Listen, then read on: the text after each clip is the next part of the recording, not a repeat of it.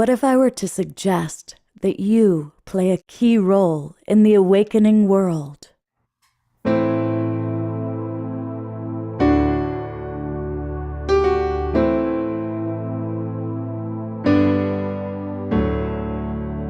that you are watching this because you have heard the call.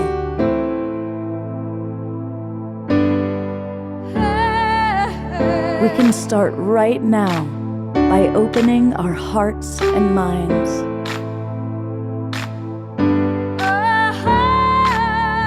Welcome to the awakening world.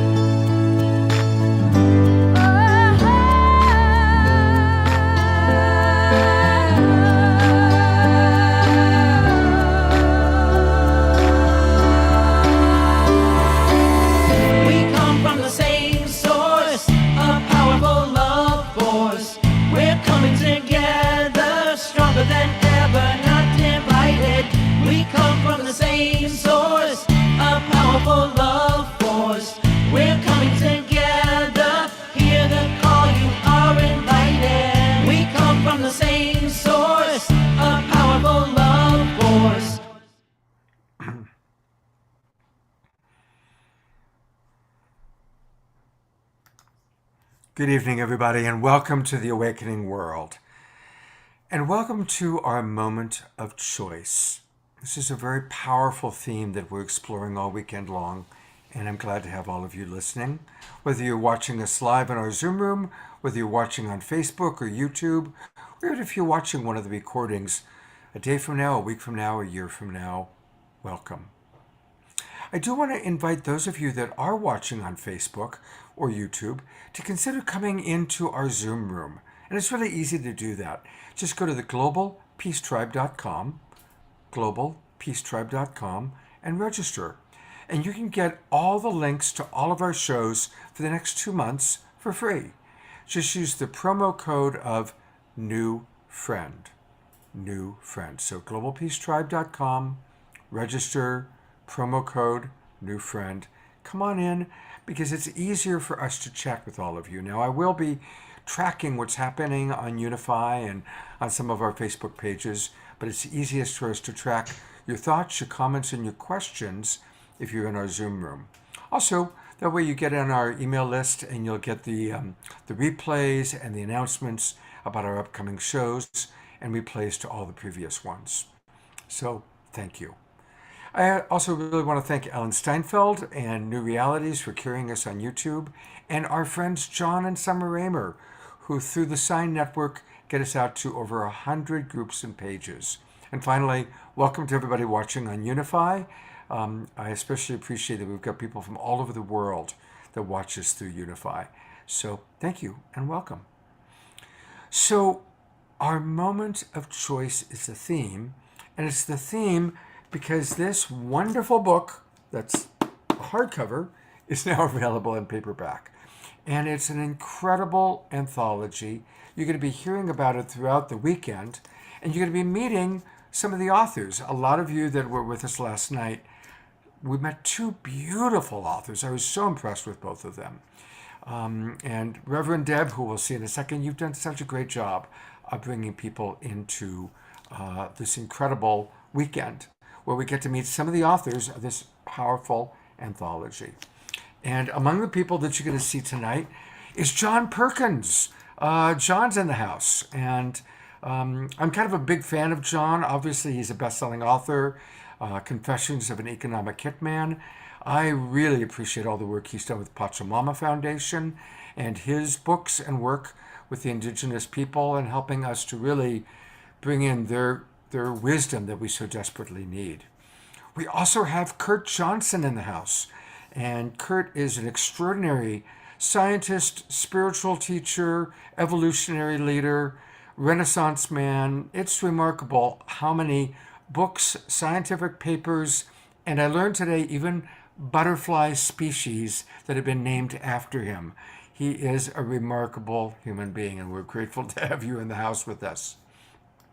We also have always, I think Chief Phil is here. Where's Chief Phil? There he is. Chief Phil Lane, our beloved brother, is with us. And of course, you've seen Phil on Saturday Night Live and on The Awakening World. And Phil always brings so much passion. Phil, I just love you so much. And I'm so grateful that you're with us tonight. Thank you, thank you, thank you. We're also going to have, as always, music, and Dr. Ivy Hylton is back. You've heard her before. She's going to speak and she's going to play music and take us on a sound journey. So welcome, Dr. Ivy. I'm so glad you're with us. And we also have Travis Puntarelli. And Travis is a wonderful musical artist and a friend. He has even written original song with the theme of our moment of choice. So we're all eager to hear the world debut of the new theme song for our moment of choice. And he's practically become the house musician. Omoshar is in the house, and he's going to be playing a little bit more music with us. So we're excited about that. And we're also going to see some videos of Gregg Braden, Carolyn Meese, I'm forgetting somebody, Jude Curvin, and Reverend Michael Beckwith. Little clips. They're all authors in our moment of choice. And so we're going to play some video recordings of each of them. And they're all filled with wisdom. But all of this happens in the beginning. There was Rev Deb, and it was good. And I've so enjoyed getting to know this wonderful woman who is, she's very involved in Evolutionary Leaders Network, bringing it all together, the Source of Synergy Foundation. And she's the glue that holds all 200 plus evolutionary leaders together in some remarkable configurations. And she's who's really put this weekend together. So, Rev Deb, thank you so much for all the wonderful work you do. And tell us what our moment of choice means to you. Oh, it's such a big question. To me, our moment of choice is the words that best describe the time we're in right now. We can't continue the way we've been.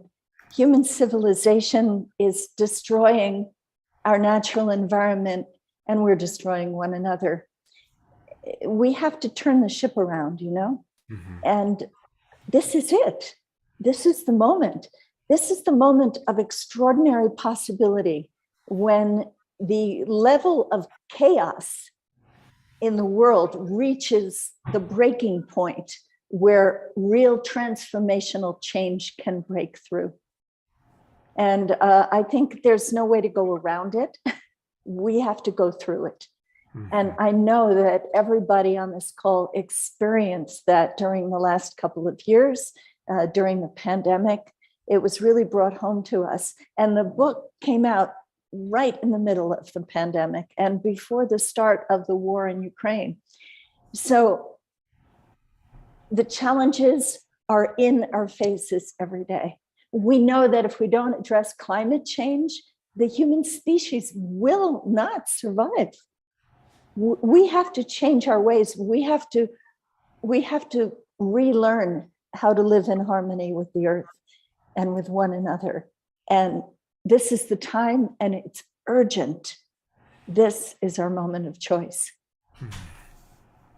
Beautifully stated. Beautiful. Now, my memory is that Gregg Braden originally came up with the title of the book, and then you built a whole book around that title. Shall we hear what Gregg has to say about this? I'd be delighted for everybody to hear what he said when this book came out in 2020. Hello, everyone. Gregg Braden here. Some of you know me as a scientist in the scientific community. I'm a degreed earth scientist, a degreed geologist. Some of you know me as an author. You've read many of my books. You've been to many of the programs and the events that I've shared with my colleagues around the world for the last 35 years. But what you may not know is I'm also a proud contributor to a brand new work, a new book with 43 of the leading thinkers in the world. The book is titled Our Moment of Choice. I just got my copy in the mail and I'm sharing it with you right now. Our Moment of Choice. This is a book about you and me, where we are in our world right now, what's happening in our world right now. You know, we are living a time of extremes. I know that, you know that. Our world is changing, your life is changing, my life is changing. But the thing is, we're not going to think our way out of the suffering that the world has brought to our doorstep. We're not going to think our way out of the crises of climate change and what that means to us and the way we live our lives. We're not going to think our way out of social injustice. We're not going to think our way out of a collapsing global economy. We must make choices. And I think this may be one of the hardest things for us, because how do we choose unless we know what choices are available to us? And that is why I'm so honored to be a contributor to this book. I want you to know, I wrote the introduction for the book. I also have a chapter of the book.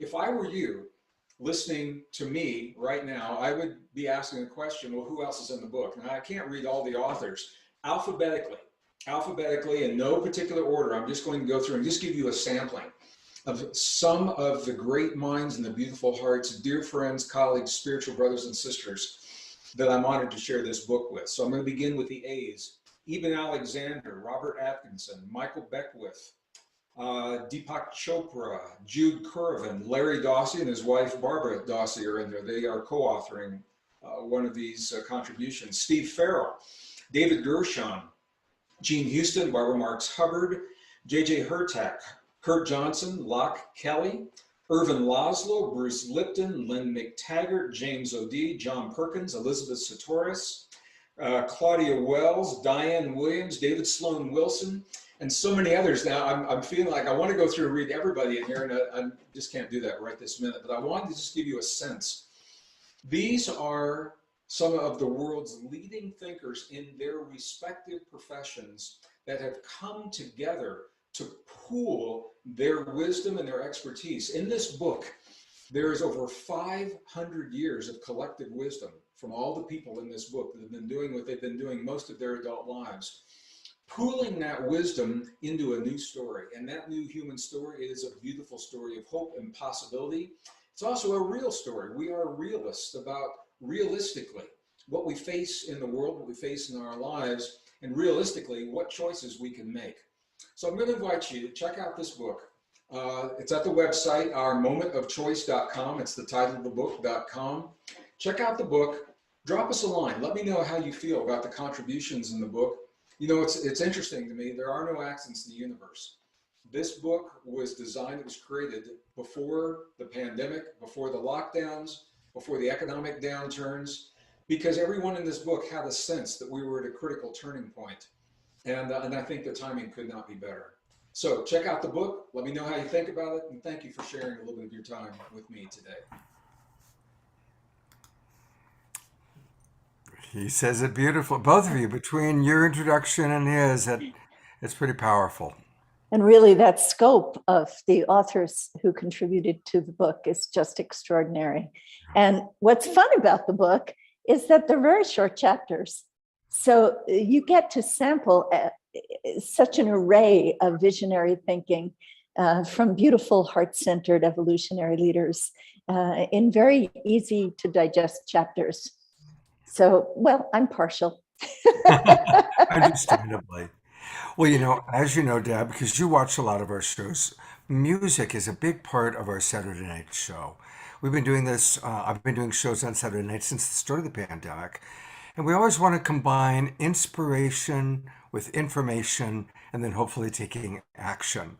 So we're going to continue. And your next musical guest is not only inspirational, but also a member of the Evolutionary Leaders Circle.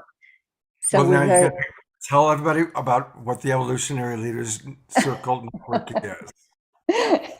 Well, the Evolutionary Leaders Circle is a community of people whose work is at the edge of the evolution. It's just that simple. And it started with a very small group of 35 people. It started with Deepak Chopra and many well-known writers such as Gregg Braden and Bruce Lipton and Jean Houston and Barbara Marx Hubbard. And it has expanded over the years to now include 240 evolutionary leaders in all different fields, including spiritual leaders like Dr. Ivy Hylton. That's right. And so here we are. We're all and hosts of The Awakening World, like Scott Katonis. I'm honored to be in your company. So anyway, here we are. And you know, everyone watching and listening, you all are evolutionary leaders. We all are imaginal cells in the butterfly forming of the new paradigm. Absolutely everyone is important. But right in this moment, we're going to put our full attention on Dr. Ivy Hylton, who's going to lead us on a beautiful little musical journey, an opportunity to drop in deeper. You've seen her on my show before, but for those of you who are new, Dr. Ivy Hylton is a holistic, integrative health practitioner. She specializes in contemplative interventions for wholeness and well-being. She is a remarkable woman, very multi-talented. She's an international sound healer, sacred performance artist, nationally certified restorative justice trainer. Lord knows we need that in our world. Mindfulness licensed psychotherapist, recording artist, and concert soprano vocalist. Wow, what a beautiful combination. What a remarkable being. And Dr. Ivy, I'm so honored to have you with us. Well, thank you so very much. I'm grateful for this moment and this opportunity. And I just want to invite everyone to just sit back and relax. I'm actually wanting to share with you from a new project that I just released called Frequency of Love. And they are sonic meditations using the alchemy singing crystal bowls and the voice. And there's some Om in here, that universal toning, that wherever you are, as you are watching this program, I invite you to join me with the Om and really allow that vibration to fill your entire being. So let us begin.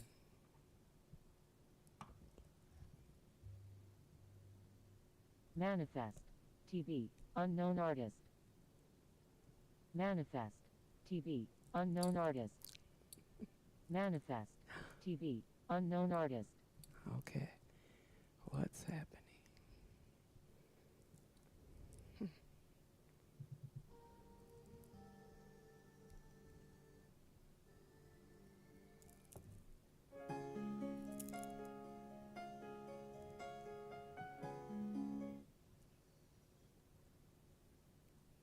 Manifest TV, unknown artist.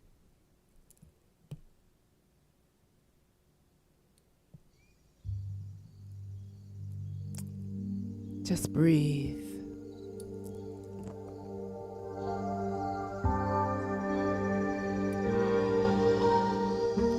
Continue to breathe and just breathe through the nose, filling your lungs with air. And exhale. Breathe. Welcome to your sacred space in your mind. Deep breath in.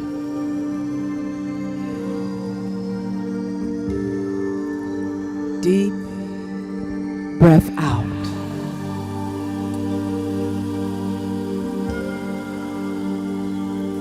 Deep breath in.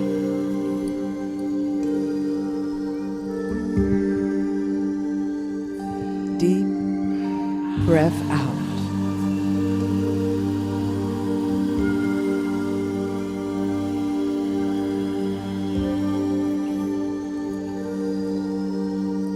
Bring your awareness to your inner mind.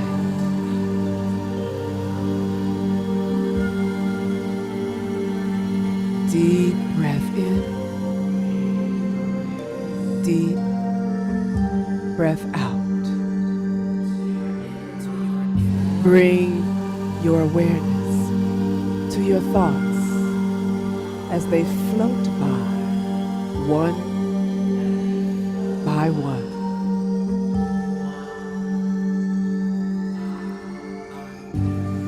Becoming greater than what and who we are.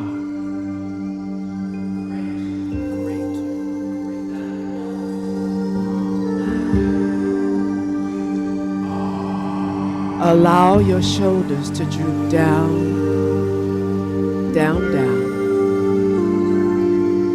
deeper and deeper into relaxation.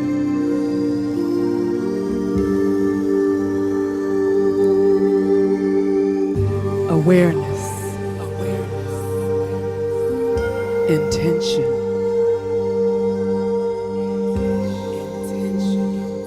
is flowing around your entire being.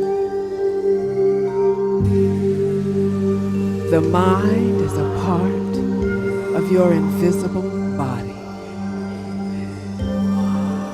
And it is time to prepare your mind and your body for our moment of choice.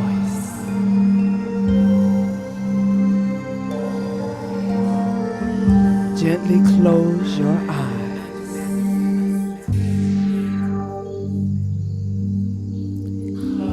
And right now, close your eyes. And bring your awareness to the center of your heart chakra. Place your hands on your lap, palms facing upward. Sit with your breath.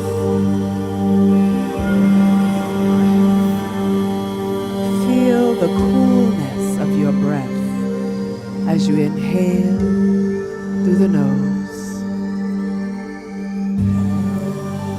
and exhale through your mouth, settling in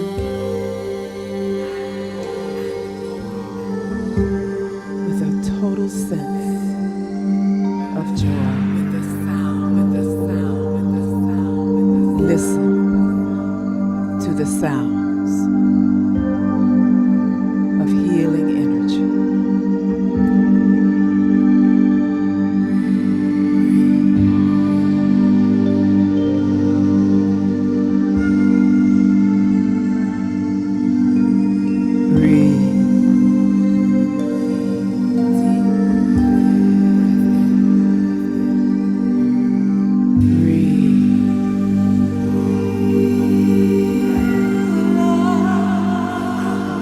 The love of this moment.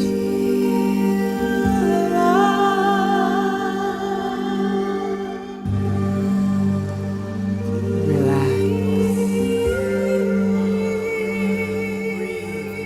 Breathe and relax. Prepare yourself for our moment of choice.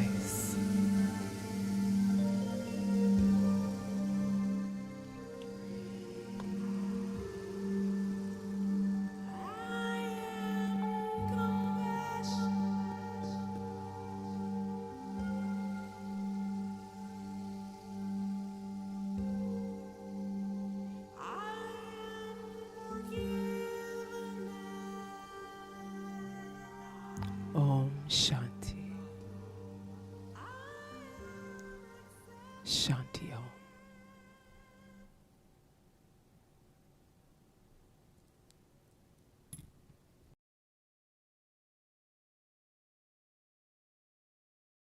Thank you so much, Dr. Ivy. Thank you. And I'm going to keep the spotlight on you for a moment, and I'm also going to let people know that you do some really beautiful sound vibronics experiences. And so you're doing a sonic meditation tour.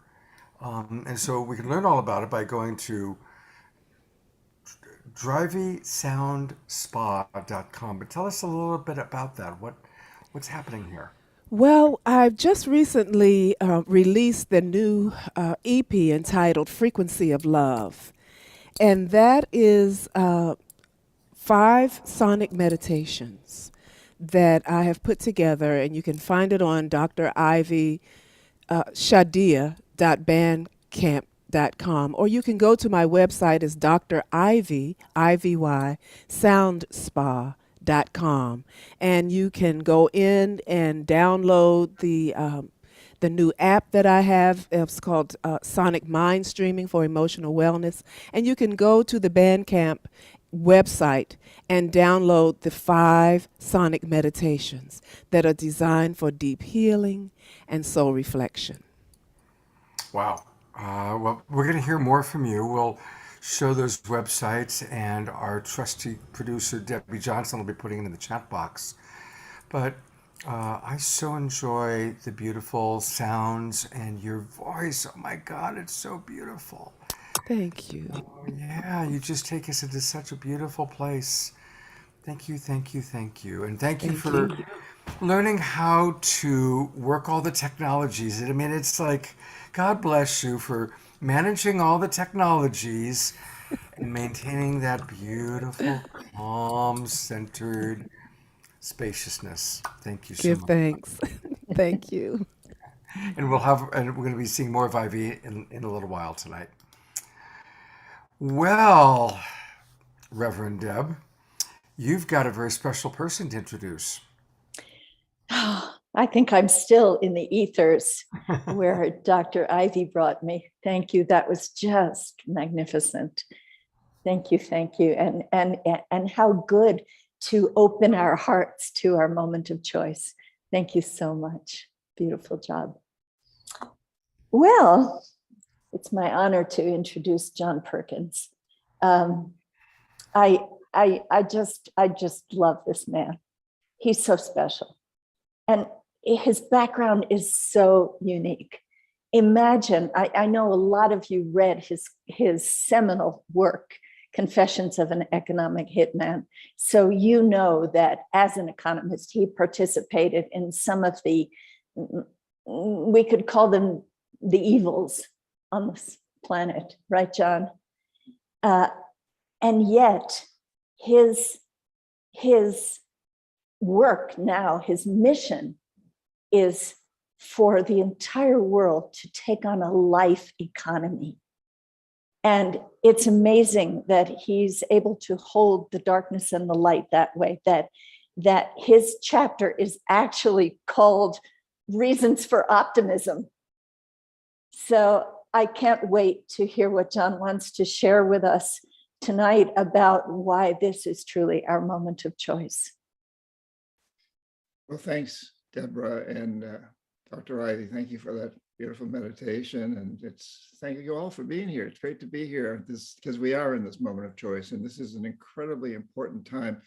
You know, I spent a lot of time with Indigenous people in many parts of the world, but particularly in the Amazon, where I was a Peace Corps volunteer from 1968 to 71, and go back every year. But Indigenous people there, also ones in Indonesia, Iran, Egypt, Saudi Arabia, many places where I've worked, will tell us that we're all born at a particular time, into a particular family, into a particular situation in life, because we have a mission in life. And Indigenous people are very, very strong at looking at their missions. You know, we kind of look at goals, like go get a good education, find a good spouse, find a good job, you know, that kind of thing. Those are goals, but they talk in terms of mission. And they'll say that people born right now are incredibly blessed because our mission is to participate in this moment of choice. And beginning way back in the late 60s, when I was living in the Amazon, I began hearing these prophecies, the prophecy of the eagle and the condor, the prophecy of the Mayan prophecy of 2012. And then later in Indonesia and in the Middle East, there's prophecies, prophecies, prophecies. They all say that we are at a very critical time in human existence. We are at a moment of choice. And that's a wonderful opportunity. But they also say, you know, it'll be difficult if we don't take that opportunity. Basically, they might not use this terminology, but I'll use it, that we are the pilots of spaceship Earth, this beautiful spaceship that we're on. We're the pilots, and we've been navigating toward disaster. It's time to choose a new navigation system, to reboot it. And you know, many of the indigenous people have said that throughout that we are being shown that Mother Earth is giving us warnings, that she's going to just shake us off like so many fleas if we don't do a better job, if we don't become better stewards. And they will point toward the destruction of the rainforests, the rising oceans, and for the island peoples. Up in the Andes, the melting of the glaciers. They will point to all those and say, Pachamama, Mother Earth, is twitching. She hasn't shaken us off yet, but she's giving us a strong message that she's prepared to do that. We better listen. And you and I, all of us, we are born at this incredibly important, blessed time to wake up to this mission. It's a consciousness revolution, and it's shaking the world. Before the pandemic, I had the opportunity to travel to every continent, and since then I've done it more virtually.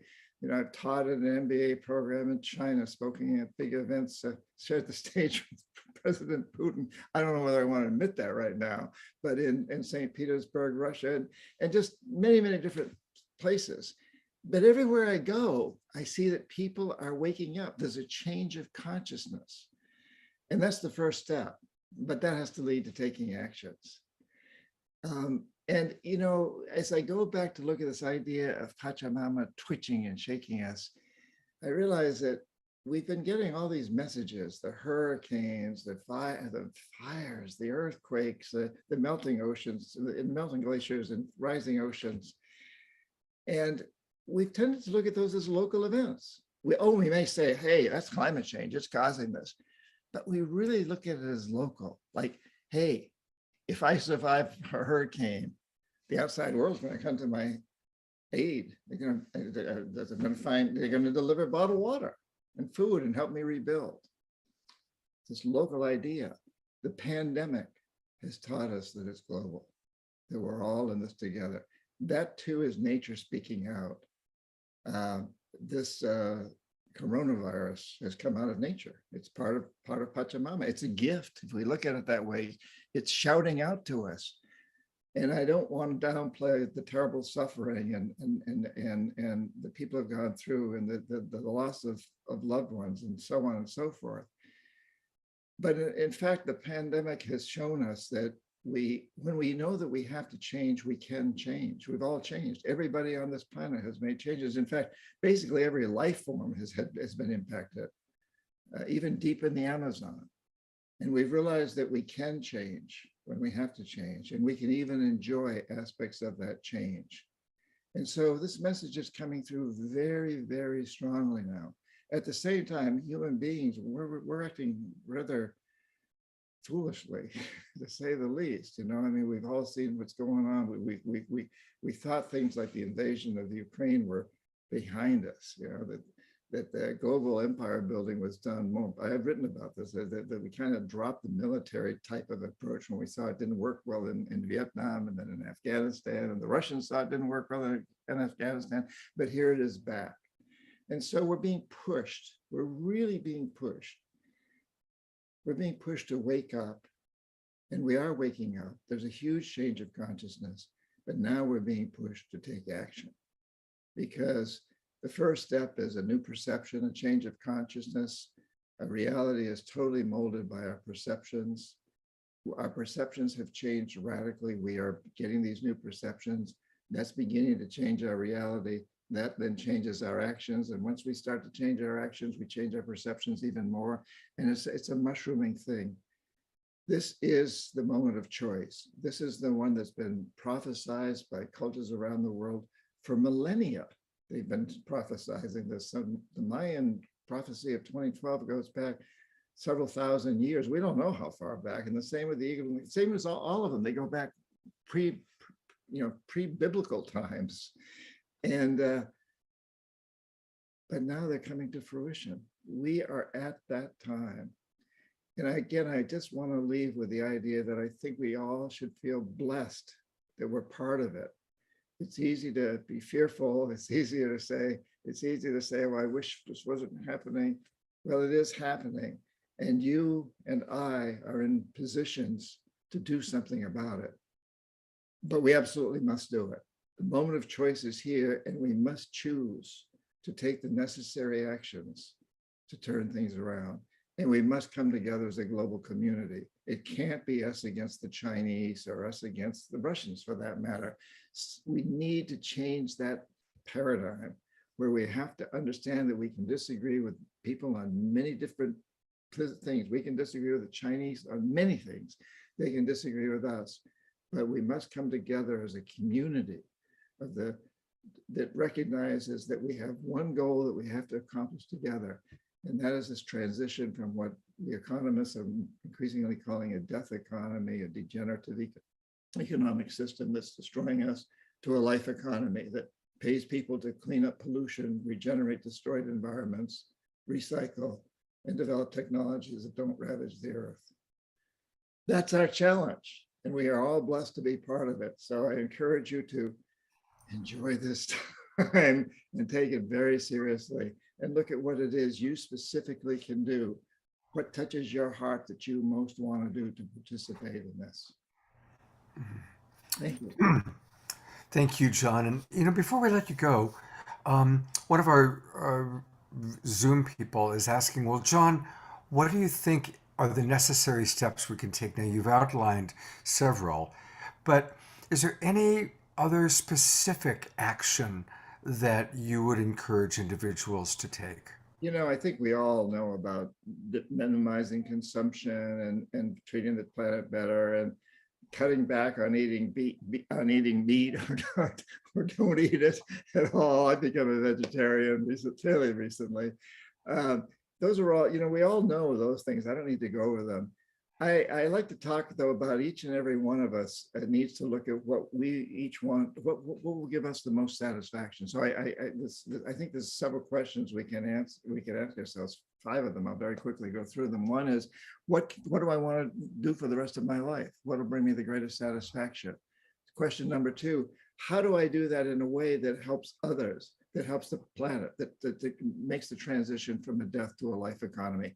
So what I would say, what I most want to do for the rest of my life is write books. I love to write. So 2, I'm going to write books about doing that. 3, what's stopping me? What's getting in the way? Oh, I don't have enough time to write. 4, when I touch that jaguar, when I face that block, that thing that's saying you don't have enough time to write, I change my perception. I say, hey, I can watch an hour or less of television 3 nights a week and write or every night. And then 5 is, what actions do I take? And a writer has to write and write about these sorts of things, but it has to come from our heart. I have a good friend who's a carpenter, and he would say, I want to work with wood in my hands. And how do I do that helps the earth? I work with sustainable materials. What's stopping me? Well, my clients don't want to pay the extra price from sustainable materials. How do I change that perception? I tell my clients it's not a cost, but that extra price is an investment in the future for them and their children. And then the actions I take is I build with sustainable materials, and I keep telling them and their children, listen, your parents are paying for me to build this house or this cabinet with sustainable materials because it's an investment in your futures. And every one of us can do that, but we have to do, each individual, we've all got a role to play in this, and it's different for all of us. It's very important that we follow our hearts, that we do what brings us the greatest satisfaction so that we won't burn out. Yeah, thank you, John, for that. And yeah, so everybody, think about what does bring you great joy when you are in alignment with your divine purpose. What is that? No more excuses. We got to do our divine purpose. I want to just remind everybody that all things John Perkins take place at his website, which is his name, johnperkins.org. And John, I'm wondering, are you going to be, do you have any, I know that you lead people on amazing journeys and events. Do you got any coming up that we can think about joining? I see this is a little bit past. Do you have any future events coming up? Yeah, Tours? I think there's a new website that has the new dates. Yes, that Guatemala trip is happening in January to the Mayan people to work on the, explore. They have incredible wisdom about. They've gone through this themselves. They destroyed their culture by cutting the trees and draining the swamps. That's in January. And before that, in December of 2022, a trip to the Amazon. And that should be on the website too at this point. Well, there it is. Okay. I think, yeah. Let's December see. 6th. Yeah, Yeah, there there it we is. go. December 2nd. Yeah, The exactly. next, So, the next one down is Touching the Jaguar, which is January 12th. And then after that, I'm teaching at Blue Spirit in Costa Rica, which was founded by the founder of the Omega Institute.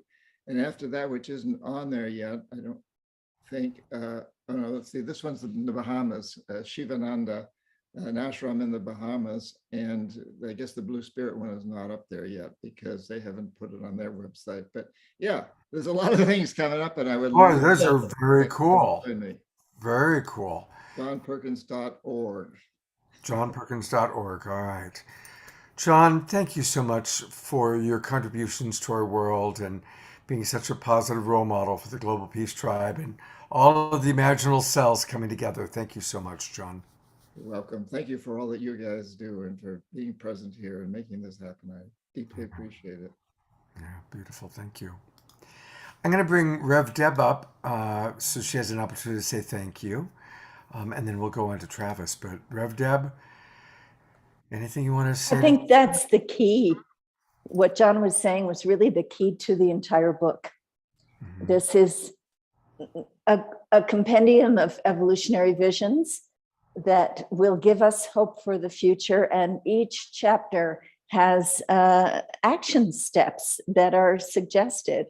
And the whole idea of behind this book is to inspire every reader to be part of this moment of choice. And I know that everyone who watches this program is in that community, the whole Global Peace Tribe. Everyone is yearning to make a difference at this critical time. And I love the way John outlined how the way to do that is to follow our hearts. Beautiful. Well, this next person is going to be an example of that because we all have a role to play. And we're about to meet Travis Puntarelli. And Travis is a most magical fellow. I'm going to put the spotlight on Travis. This is who I foreshadowed that he has actually created a song we're about to hear for the very first time for our moment of choice. And Travis is an elementary school teacher, but what's cool about it is he is dedicated to really working with his children and helping them to develop love of nature, love of life. He designs fantasy worlds. He has 2 children of his own, and he's a wonderful songster. And as you're going to see, he's got a very whimsical spirit. And so as I was putting the show together, I knew that, some of what, John Perkins talks about is pretty heavy, and I thought, well, let's balance it out with that kind of whimsical nature that Travis brings, because it's so important for us to stay lighthearted and stay into the joy. So with that, Travis, tell us about the song you've written for tonight. Thanks, Scott. Can you guys hear me okay? Yes. Excellent. The song tonight, I was just meditating on some of the writings from the book and really thrilled with them. Especially one of them touched me, the one by Constance Buffalo. Really hit home, and a cool story about sort of a vision quest that led to carrying back some things that needed to go back to the earth in a good way, and doing that in an excellent way. And so I was meditating on that, and this image comes to me of sort of these two. The song is a sketch, if you can imagine, like maybe out of charcoal. It's got 3 little verses to it, And there's these two divine beings looking at each other for the first time in a long time, or maybe one of them is just realizing that they've been looking for a long time. And they're looking into each other's eyes and realizing all of these things. And it's got 3 verses, and the one of them is sort of dark, and then the second one is sort of like a personal awakening, and the third one is the whole world awakening. So I'm just gonna dive into it if that's all right. Another thing about the lightness too is so much of my own journey has been liberated through humor. So I hope this is all right.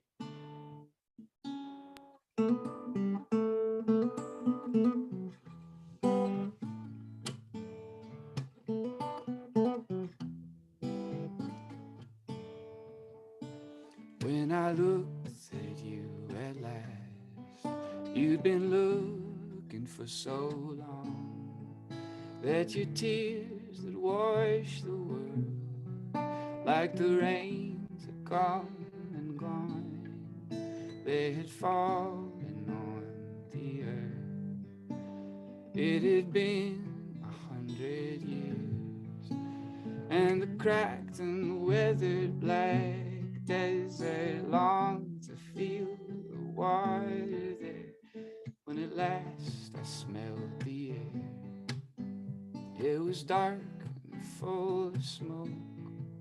How my lung began to burn, for the flame was coming close.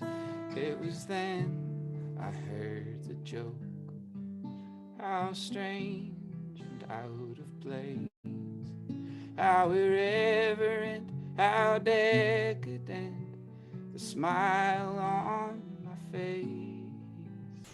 Ooh, in the end there will be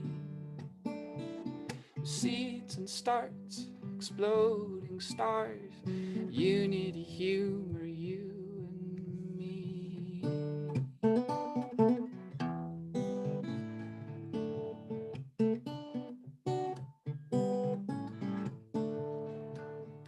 When I finally looked at you, I'd been looking for so long that my eyes that hid from view set their rains to pouring down, then in towards the earth, coursing rivers, lakes and streams, salty oceans, shining seas, and my heart along with thee, sending mist into the air, vapor vanquishing the smoke.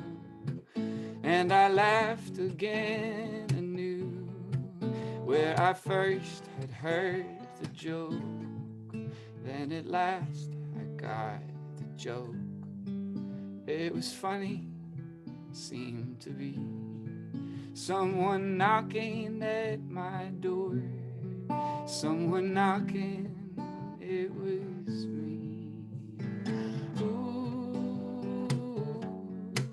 in the end there will be seeds and starts, exploding stars, unity, humor, the gates, the fifth world open, inviting the strangest of this world onto its evolution. We'll lose fear of death, fear of fight, fear of lifting our voices. Oh, this is the moment of choices, choosing to sing or be voiceless, choosing to see or be blind.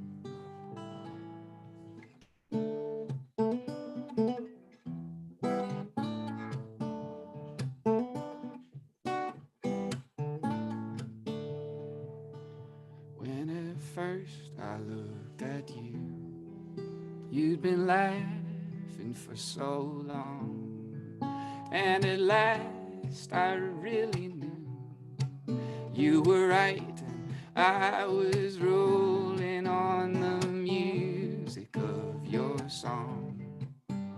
It was ringing through the air, every thunderclap and canticle, every bird band singing madrigals, and the forest joined the choir. and the mountains sang the lead. Every flower, every seed, every fern curl, an awakening world I never knew. It was ancient, it was new, it was grateful, it was great. It is still, so we'll celebrate.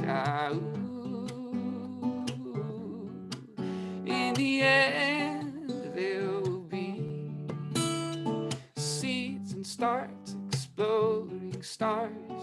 Unity, humor, the gates of the fifth world open, inviting the strangers of this world onto its groove. Evolution will lose fear of death, fear of flight, fear of lifting our voices up. This is our moment of choice, yup. This is our moment to raise our hands, raise our hearts, raise our eyes and choose. Dance.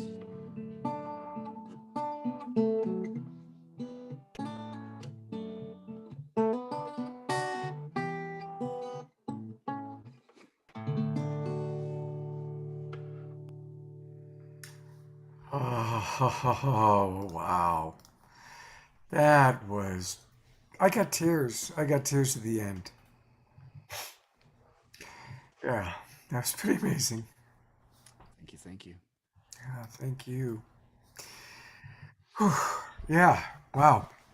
We can't do this without the poets. Oh, the poets. Well, in Travis's case, Rev Deb, you're close.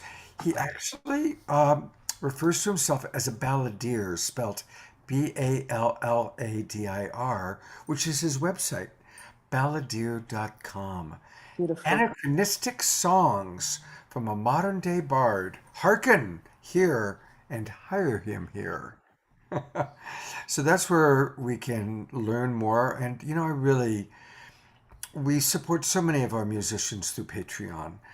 Kristen Hoffman and Cornflower and Nina Gray, so many of the people that you see, I personally support through Patreon. I'm going to support Travis from now on Patreon. And it's a wonderful way to do that. So please go to his website. Please support him on Patreon. And luckily, Travis is going to play another song for us to close out the show at the end of our evening. Anything you want to say, Rev Deb?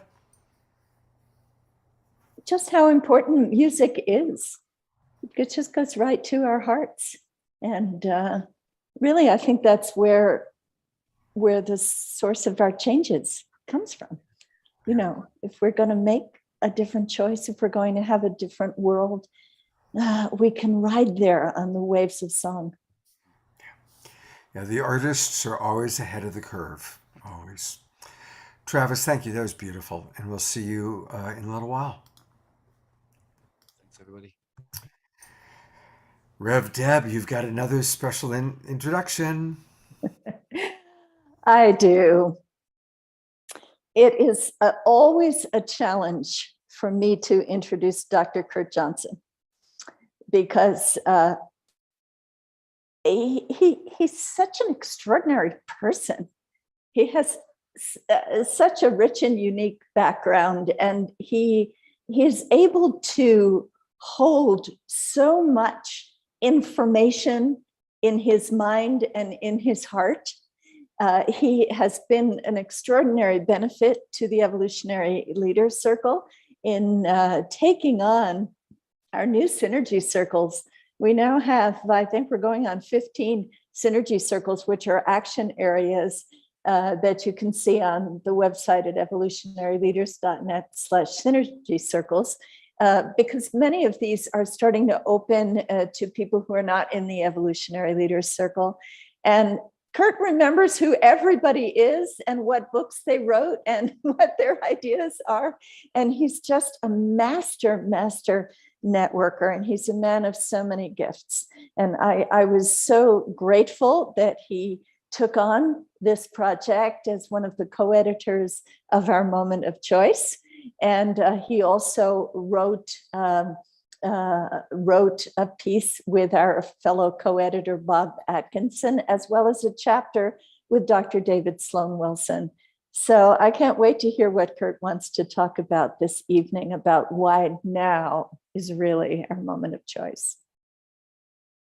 Yeah, so Deborah, thank you. Actually, my job is really easy tonight because I get to talk first as an editor and then also as a host of what's coming up from the Evolutionary Leaders. So I was really privileged to be one of the editors, along with Rev Deb and Dr. Robert Atkinson, of this book, Our Moment of Choice. And this book is just as relevant today, being released in paperback, as it was when it was first released by Beyond Words, Simon and Schuster. And that's because, as John and all of our other speakers have said, this is a moment of choice. And it's a moment now to remember, again, reprising what John said, that this is not only just a moment of choice, but it's a time for assessing our evolutionary visions and our hopes for the future, that optimism that John talked about, because we are in a landscape that includes some bad news and also some good news. And it's a tug of war, really, between challenges, really severe challenges, and the solutions that our species is demanded to come up with. So those areas of engagement where those solutions need to happen are really across the 7 circles that the book is structured around. And those 7 circles that are in the book include human and global relations, environment and ecology, business and society, health and happiness, the relationship of science and spirit, and our vision for the future. And if you don't think that those are as real today as at any time in our history, just click on your news. So all of us at the Evolutionary Leaders, of course, are a circle of influence, as is everybody who's on this show, everyone whose heart is asking them to reach out and work toward this changed world. And so the Evolutionary Leaders is also this year building out from these 7 circles of engagement in our moment of choice to a new series on Voice America, which is entitled Humanity's Moment of Choice.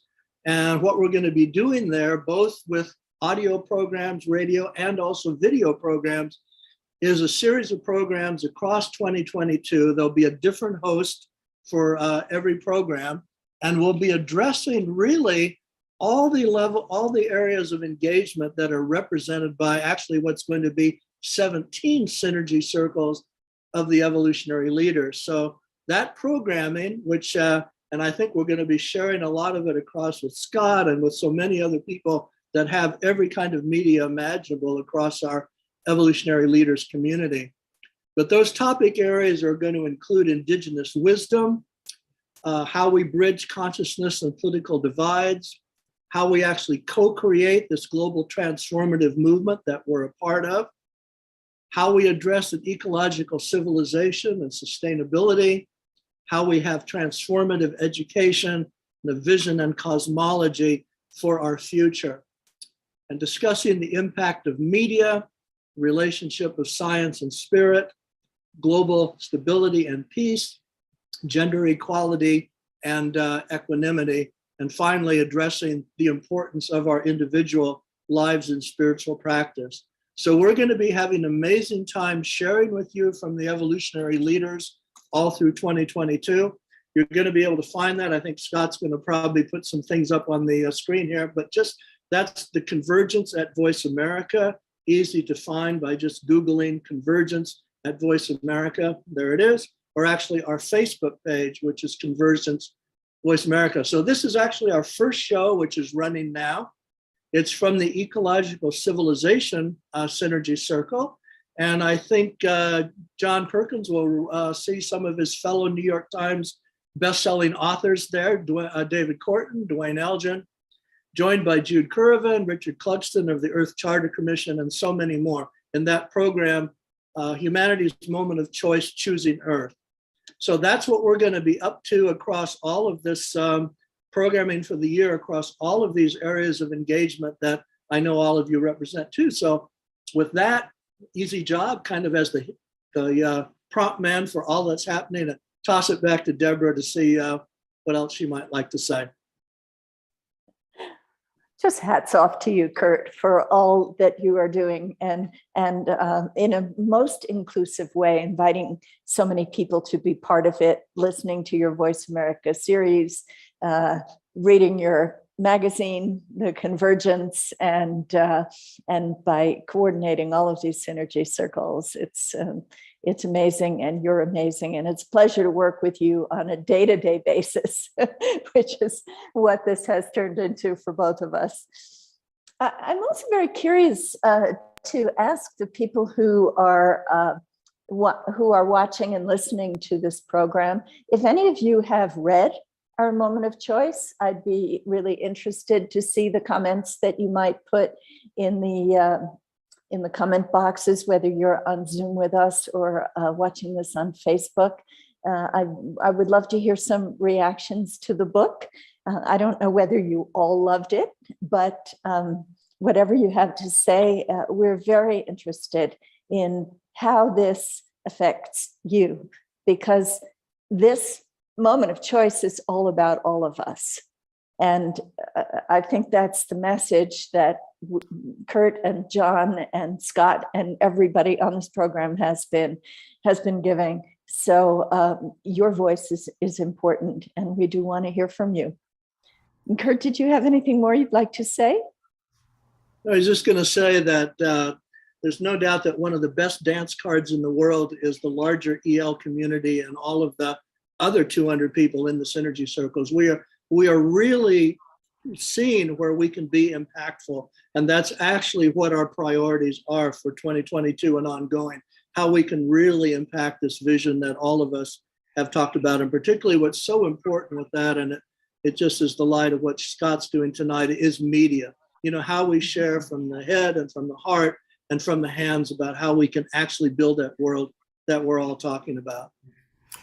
Yes, and bravo to Scott, because this is the new media. And what's new about it is not only that it's immediate and in the present moment, but also that it's interactive and that you can comment. And I know Scott goes through all of the comments to pull out some of the wisdom from the people who are watching. And that's where we are now. We're in that many to many time when it's not about, this is one of the things I love about the book. This is 43 voices. We're all about synergy. We're all about all the voices coming together, and each one with their own particular vision and expertise, but contributing to the whole. Well, that's a great segue to go into this wonderful video about the book itself. So let's take a look. This is a chance to, again, see some of the authors and get a little bit of a sense of Our Moment of Choice, the book. This is our moment of choice.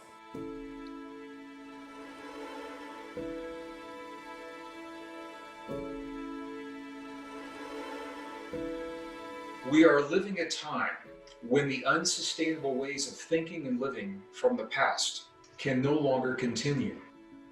Conflicts, injustices, inequalities, and exploitation are all symptoms of a deeper dis-ease. Things are moving at a very rapid pace. We're in a planetary shift, a shift of priorities that are breaking up the old paradigm throughout the world. As we search for new solutions and healthy ways to move forward from our time of extremes, the question is, what's possible for us in our lives? We are moving into a great new dawning, a great new day for humanity. This is our moment. How can you tell the future? By making the future.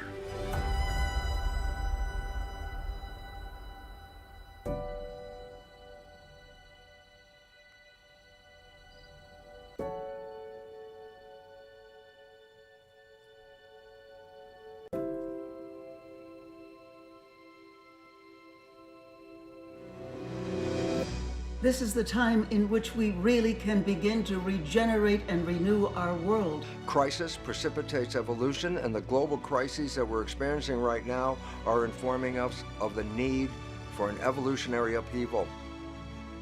Spirituality is a natural form of the universe. and we are spiritual beings in the spiritual universe and have tremendous power to come into wholeness. Have you noticed that every time you make a good choice, it makes a difference? Every one of us has input. This is the time to realize the fantastic power of consciousness to reach out.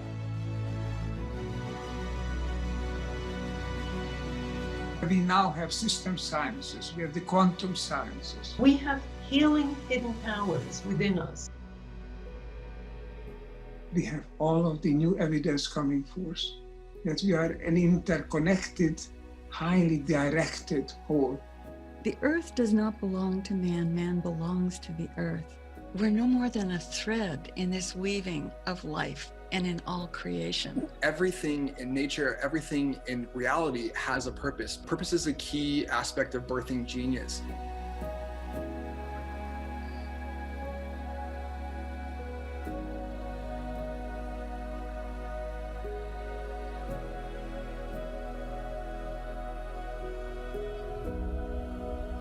We are in such a great and magnificent period of transformation, evolution, growth, and yet we have a choice.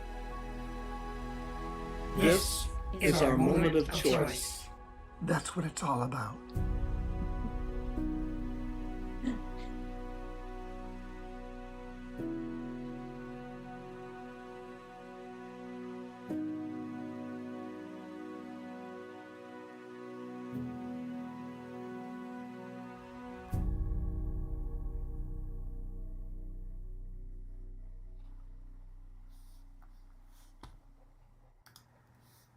It's a beautiful video. It's a beautiful book. Special thanks to Frank Jacob for making that beautiful video, and to the Source of Synergy Foundation for making the whole project possible. You know, this would be a good time for you to tell people a little bit about the Source of Synergy Foundation. Could we meet your dog first? Oh, you can. And you know, I don't always bring her on, but we're moving, and there's a lot of upheaval going on in the house right now. So she's a little, especially needing a little. She's been needing a little extra attention. So this is Jasmine Bear, and she's going to be 3 years old in about a week, actually. Anyway, thank you for asking. And Very precious and very important to bring in the four-leggeds. This is not just a moment of choice about humanity. This is about all life on the planet. And you have an animal and plants behind you. So thank you. And John brought his Jaggy. yeah. John, if your cat decides to make an appearance, we'll add her to the mix here. We'll see if she's on the prowl somewhere, his little Jaguar. She's watching the show from her, what we call her castle. There she is. Oh, there she is. Yeah. Beautiful. She says, I don't know about that dog, though. Yeah, well, maybe see, this is the greater synergy. Right, exactly. Yeah, dogs and cats can get along, so can the U.S. and China. Exactly. There we go. May that be the analogy. So hopefully you'll learn more about the Source of Synergy Foundation tomorrow morning when your Sunday morning show features Diane Marie Williams, who founded it in 2008, I believe. Maybe it was 2006. Well, sure. That's a great segue. Thank you. I will pull up just a reminder that, of course, every weekend we tackle a topic. This weekend, of course, it's our moment of choice. And tomorrow, we're going to have Diane Williams, who's the founder of Synergy Circle. And tell us about, now, Rev Deb is being replaced by Justin Fairman. So since you brought up tomorrow morning, tell us a little bit about our guests for tomorrow.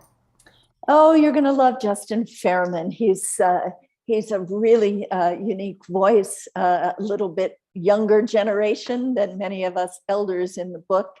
And he is well known for the Flow Institute and for Conscious Lifestyle magazine.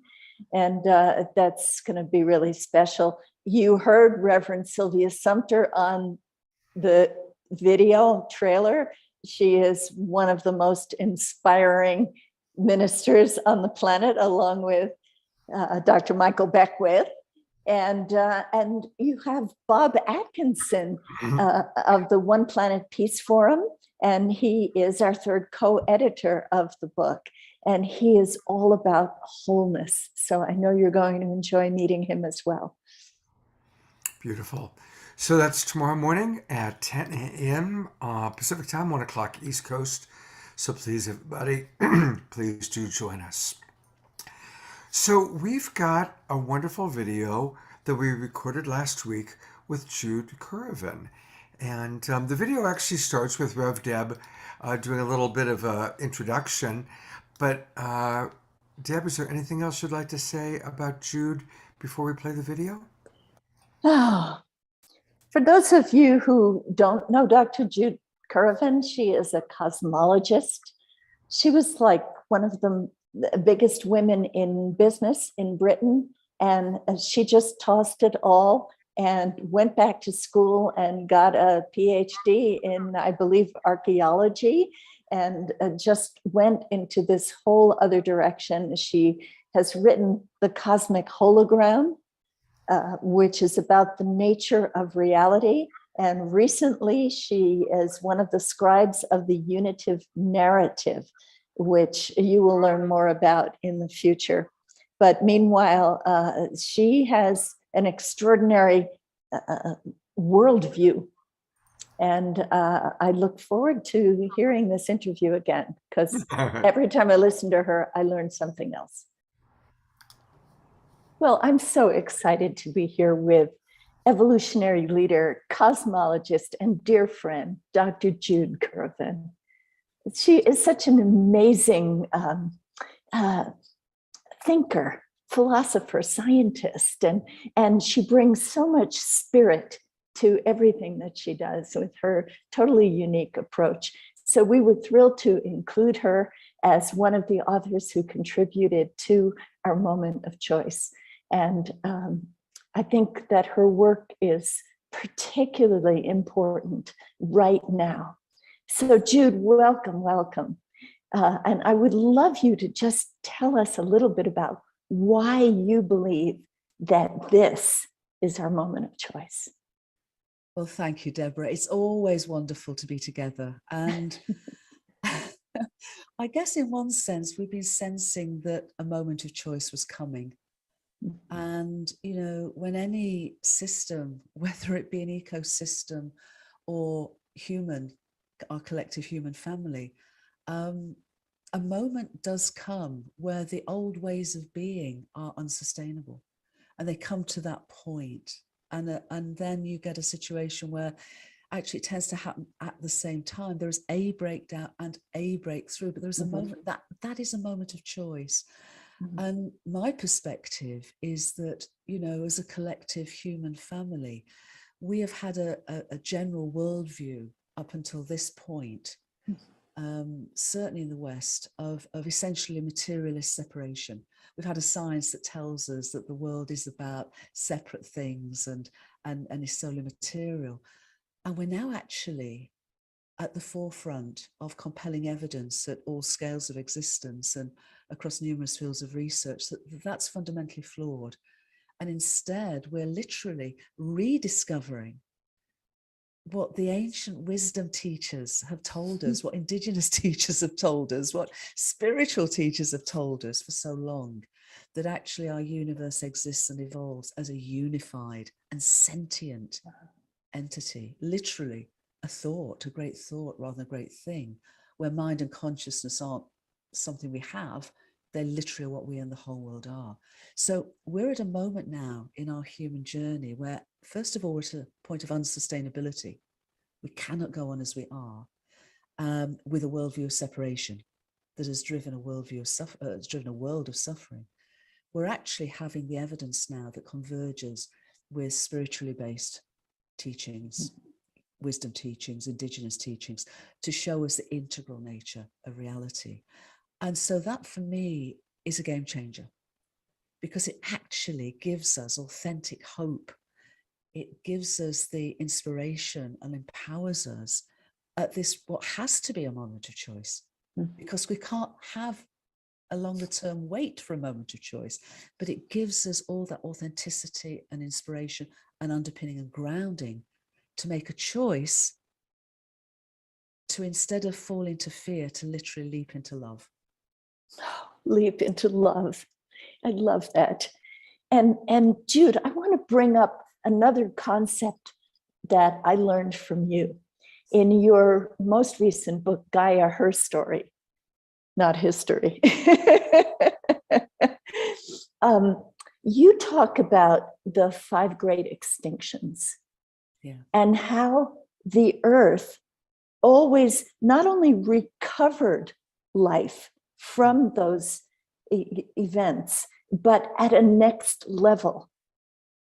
And it gives me chills just even thinking about this concept that perhaps the dinosaurs had to leave to make way for a higher order of consciousness, of intelligence, of a different kind of life. So all of this talk about, are we in the process of the 6th great extinction? And is it going to take us out? When I think about this concept, then it gives me hope that it's actually a moment of evolution where something amazing could emerge. I wholeheartedly agree. And just to say that the book sort of has gone to be called now The Story of Gaia, but it's certainly Gaia's story. It is her story. It is always her story. Absolutely. Yes, what we find is that when we look at the whole arc of biological evolution, of course, biological evolution began about 4 billion years ago. By that stage, the universe had evolved from simplicity to complexity from 13.8 billion years ago. So what a journey that was to actually come to the opportunity for our planetary home to be able to nurture biological life and its complexity and its evolutionary arc. So yeah, every time from the very beginning of that particular journey, there's been a sort of wave of evolution from simplicity to complexity. And what's happened after a certain period of time, and it can be hundreds of millions of years, a point's come where the most complex forms of life had almost run their course. Almost run their course. And in most cases, the breakdown was one that was imposed by Gaia. But at each time of a breakdown, then, as you say, a new arc, a new wave of evolutionary journey from simplicity to even greater complexity. So yes, 66 million years ago, when the asteroid hit and the dinosaurs died, they literally probably come to the end of their evolutionary arc because they'd been evolving for 100 million years or more. But what it gave was it gave the opportunity for those little shrew-like mammals that were living and scuttling about in the undergrowth and mainly at night to sort of take on their own evolutionary journey. It seems to me 2 things. First of all, at each point of those mass extinctions and then the breakthroughs, instead of evolution proceeding slowly and linearly and over time, long time frames, a huge amount of what's called horizontal gene transfer was happening. Very, very rapid changes, actually going through the intelligence and the informational templates of the whole of the biosphere. And it's quite extraordinary. And viruses are key change agents in that horizontal gene transfer. Here we are, where we're at a point where we cannot evolve further unless we consciously evolve. We've come to the point of, our biological complexity, but unless we consciously evolved, perhaps, yes, we are doomed to be extinct, because Gaia will find a way of carrying on that intelligent evolutionary arc. And yet, here we are, waking up to remember we're inseparable, waking up to realize that we are, microcosmic co-creators of our entire universe. Waking up, I hope, at the end of reading the story of Gaia, to remember we're Gaians. And instead of horizontal gene transfer, although that might be part of it, our conscious evolution could be driven by horizontal meme transfer. new ideas of who we are, old ideas remembered of who we really are.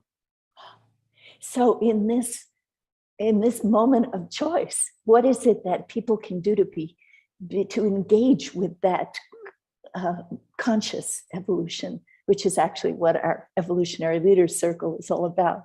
So how can people individually make a difference in that enormous arc of evolution? Very easily. We talk at Whole Worldview of acting local, feeling global, thinking cosmic. What we've just described as cosmic, incredible journey of our universe. But bring that down into everyone's lived lives. Perhaps be open to a practice, a regular, perhaps daily, hopefully, practice of reconnection, whether it's gardening, being in nature, meditating, yoga, whatever it is that helps us to connect with our heart's song and helps us connect with that oneness, that unity of which we're all part. There are many other ways, but that's one.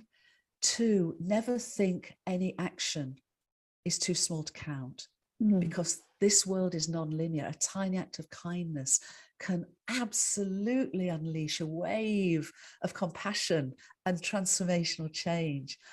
And 43 of us, I think it was, came together to write, to co-write, co-create our moment of choice from many, many, many, many different directions, but all of whom have this underpinning, underlying framing of unity and unity of consciousness. And if there's a single chapter or a single sentence in the book that speaks to someone, that can be that first step on that, or a next step on that road home.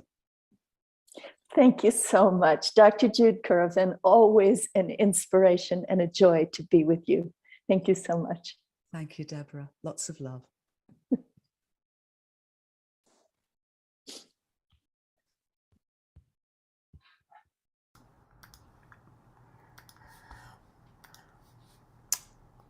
In case we needed a larger perspective. She definitely covers the bases in a big way, and she's got that epic vision, absolutely epic. Extraordinary. Chief Phil is here. No Yay! need to fear. No need to fear.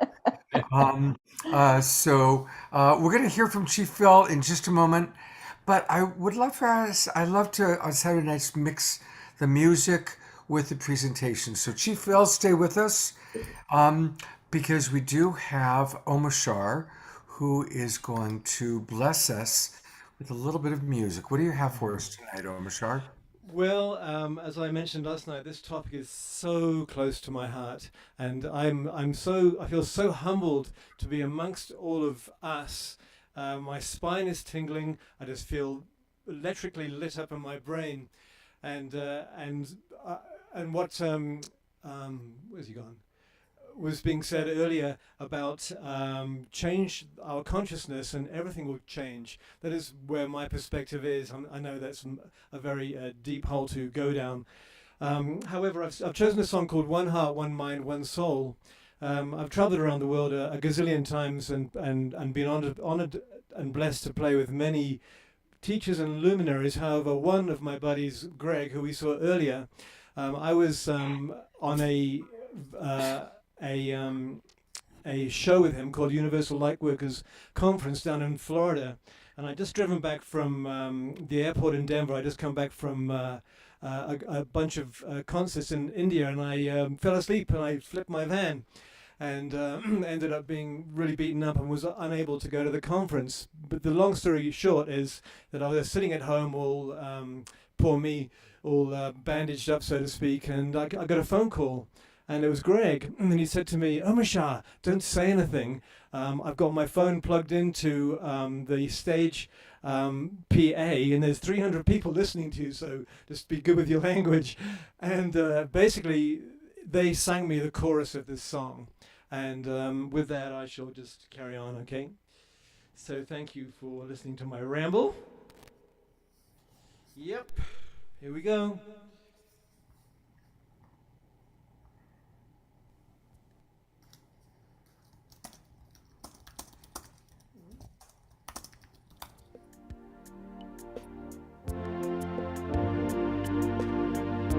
deep breath.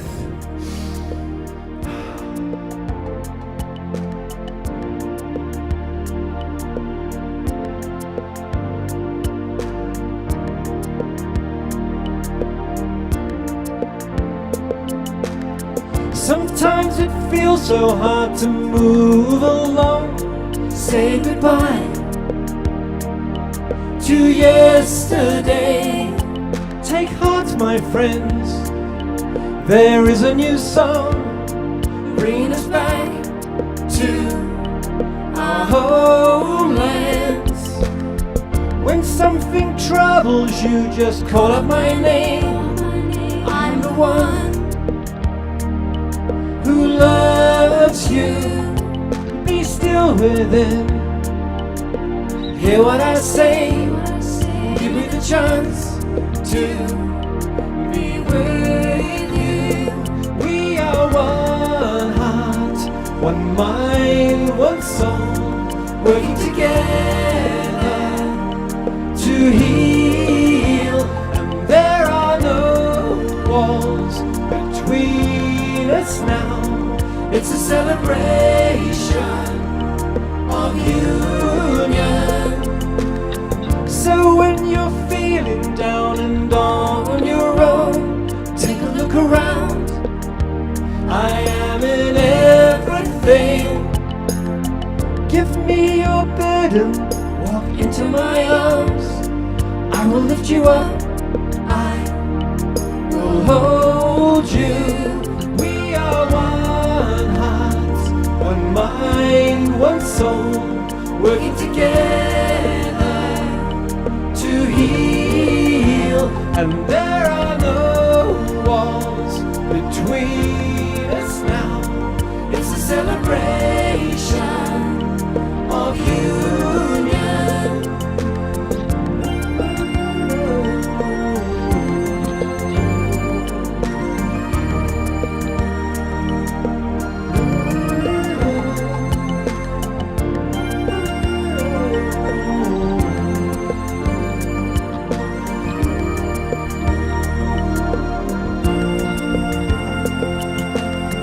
We are the ones who hear the new voice calling us home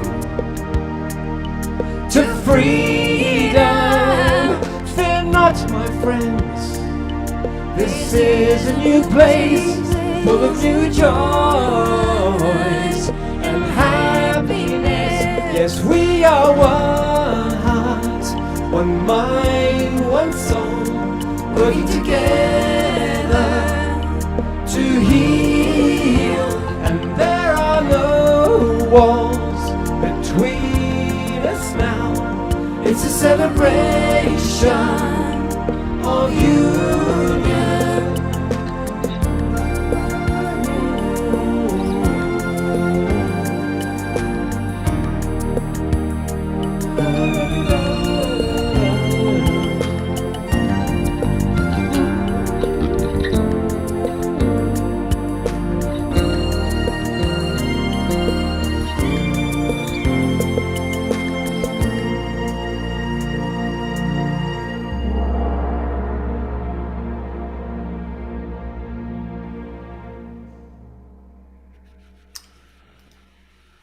Brother Omashar, that is so perfect. Always fun. Always a blessing. Thank you so much. Oh, thank you. I'm going to gallery view, seeing people smiling and appreciating you there for a minute. All hail Omashar! That's right. And by the way, you know, Omashar is very generous, and he's got some great music on YouTube. So just go to YouTube, and it's Omashar Music, and he's got some really beautiful songs, some beautiful videos, and he's going to play one more song for us during the after show tonight. So, Yes, Omashar, thank you so much. Blessings. Namaste. Namaste. Namaskar. Well, we're both going to introduce Chief Phil. I'll go first.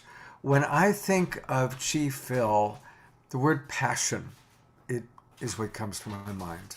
What I love about you, Brother Phil, is that you do everything with so much passion. On our shows, I've never met you in person. I've only seen you in my Zoom room, but I've seen you cry. I've seen you sing. I've seen you dance. I've seen you, speak with so much power and passion. I love that you do everything with passion, and I think that's what we need in our world at this time. So thank you for modeling passion with all that you do. Well, the word that comes to my mind when I am fortunate enough to be in the same room with my brother, Chief Phil Lane Jr., and we have been in the same room in some remarkable places around the world, from Ethiopia to the Holy Land and other places with Unity Earth, is prophecy. He has made it his mission right now, in real time, right now, to bring together the indigenous peoples of this world. And I think that is so important. And it is because he is driven by prophecy. And he brings forth the wisdom of his tradition and many other traditions, always from the heart. And as Scott said, with great passion, but he is fulfilling this very unique purpose that is so important right now, when we desperately need the wisdom of all of the indigenous peoples of the world who still are carrying that wisdom. I give you Chief Phil Lane Jr. Thank you so much, sister, and thank everyone for the beautiful sharing. So beautiful, Kurt, John Perkins, the beautiful music, everyone, the recordings, Jude. Really, I believe we're at a time when it's really the full understanding of the prior unity and oneness of our human family that's going to be the foundation of ending war and beginning peace on earth by 2030. I was present. I went to Bolivia in March 1970. And I was present July 9th, 1971, when the actual prophecy of the reunion of the condor and eagle was fulfilled on Lake Titicaca. And I've seen all these prophecies, not just indigenous prophecies, but prophecies from visionaries and seers and poets and great spiritual teachers from all over Mother Earth. And, I think that when we really are going to come together, we have to know that spirit has infinite meaning. So it's not a subject we have to fight about, because it has so many meanings. But from my perspective, when we begin to weave together these beautiful, beautiful tapestries of spiritual wisdom and vision that has come from all our ancestors, because we are, each and every one of us sitting here, spiritual representatives of all that have gone before us. All those, my mom and dad, their parents and so forth, are all in the spiritual world as I see it. I'm here representing them. But equally and just as sacred are each of you. And I think this realization that each of us is a sacred being, that each of us is a sovereignty, ancient, imperishable, everlasting, born that way into this world of time and space, is so important, so important.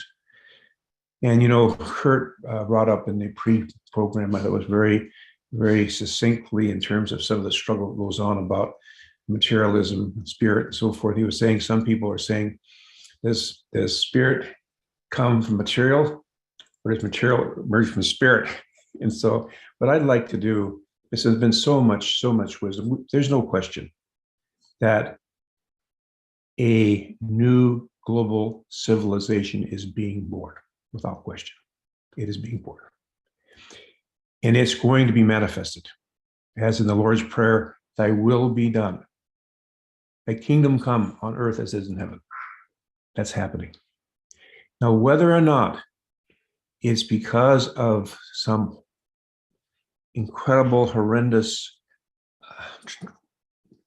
thing that happens because we continue pounding the drums of war and go forward and find ourselves in a situation where there's no question in any soul upon the earth that the hurt of one is the hurt of all, in the honor of one, the healing of one, the upliftment of one is the upliftment of all. If that's the way it has to become clear, it may have to.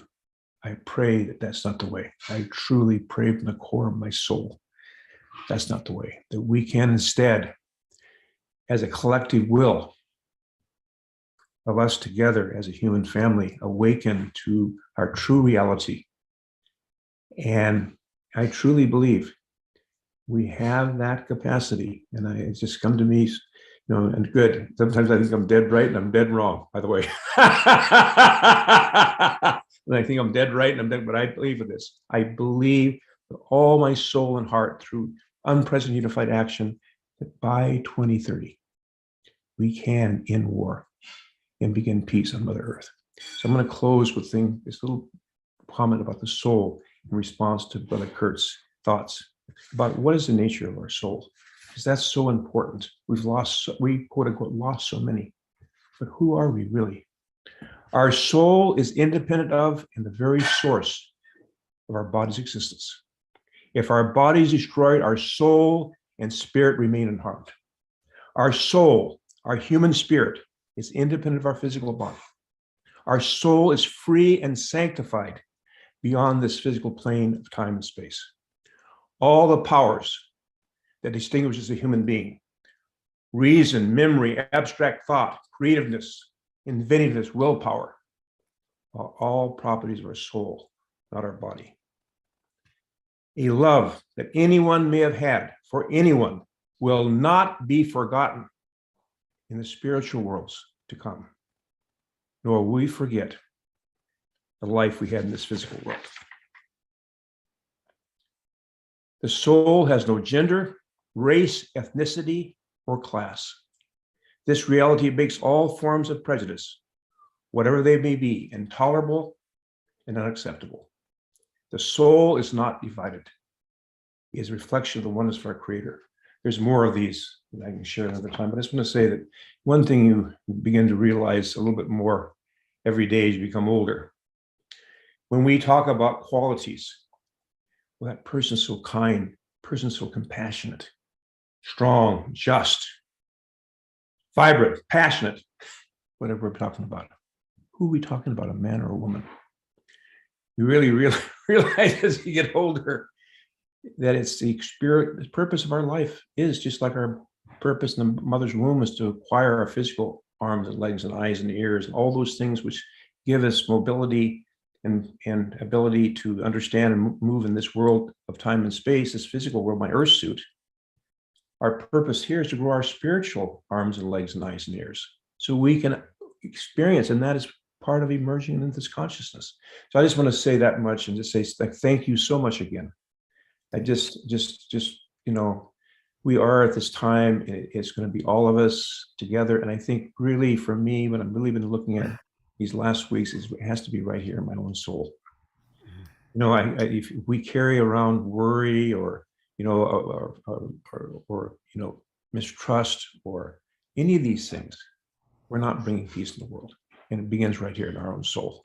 If we can really look at ourselves every morning, get up in the morning and say, wow, it's great to be with you, peaceful being. Let's have another peaceful day, you peaceful person.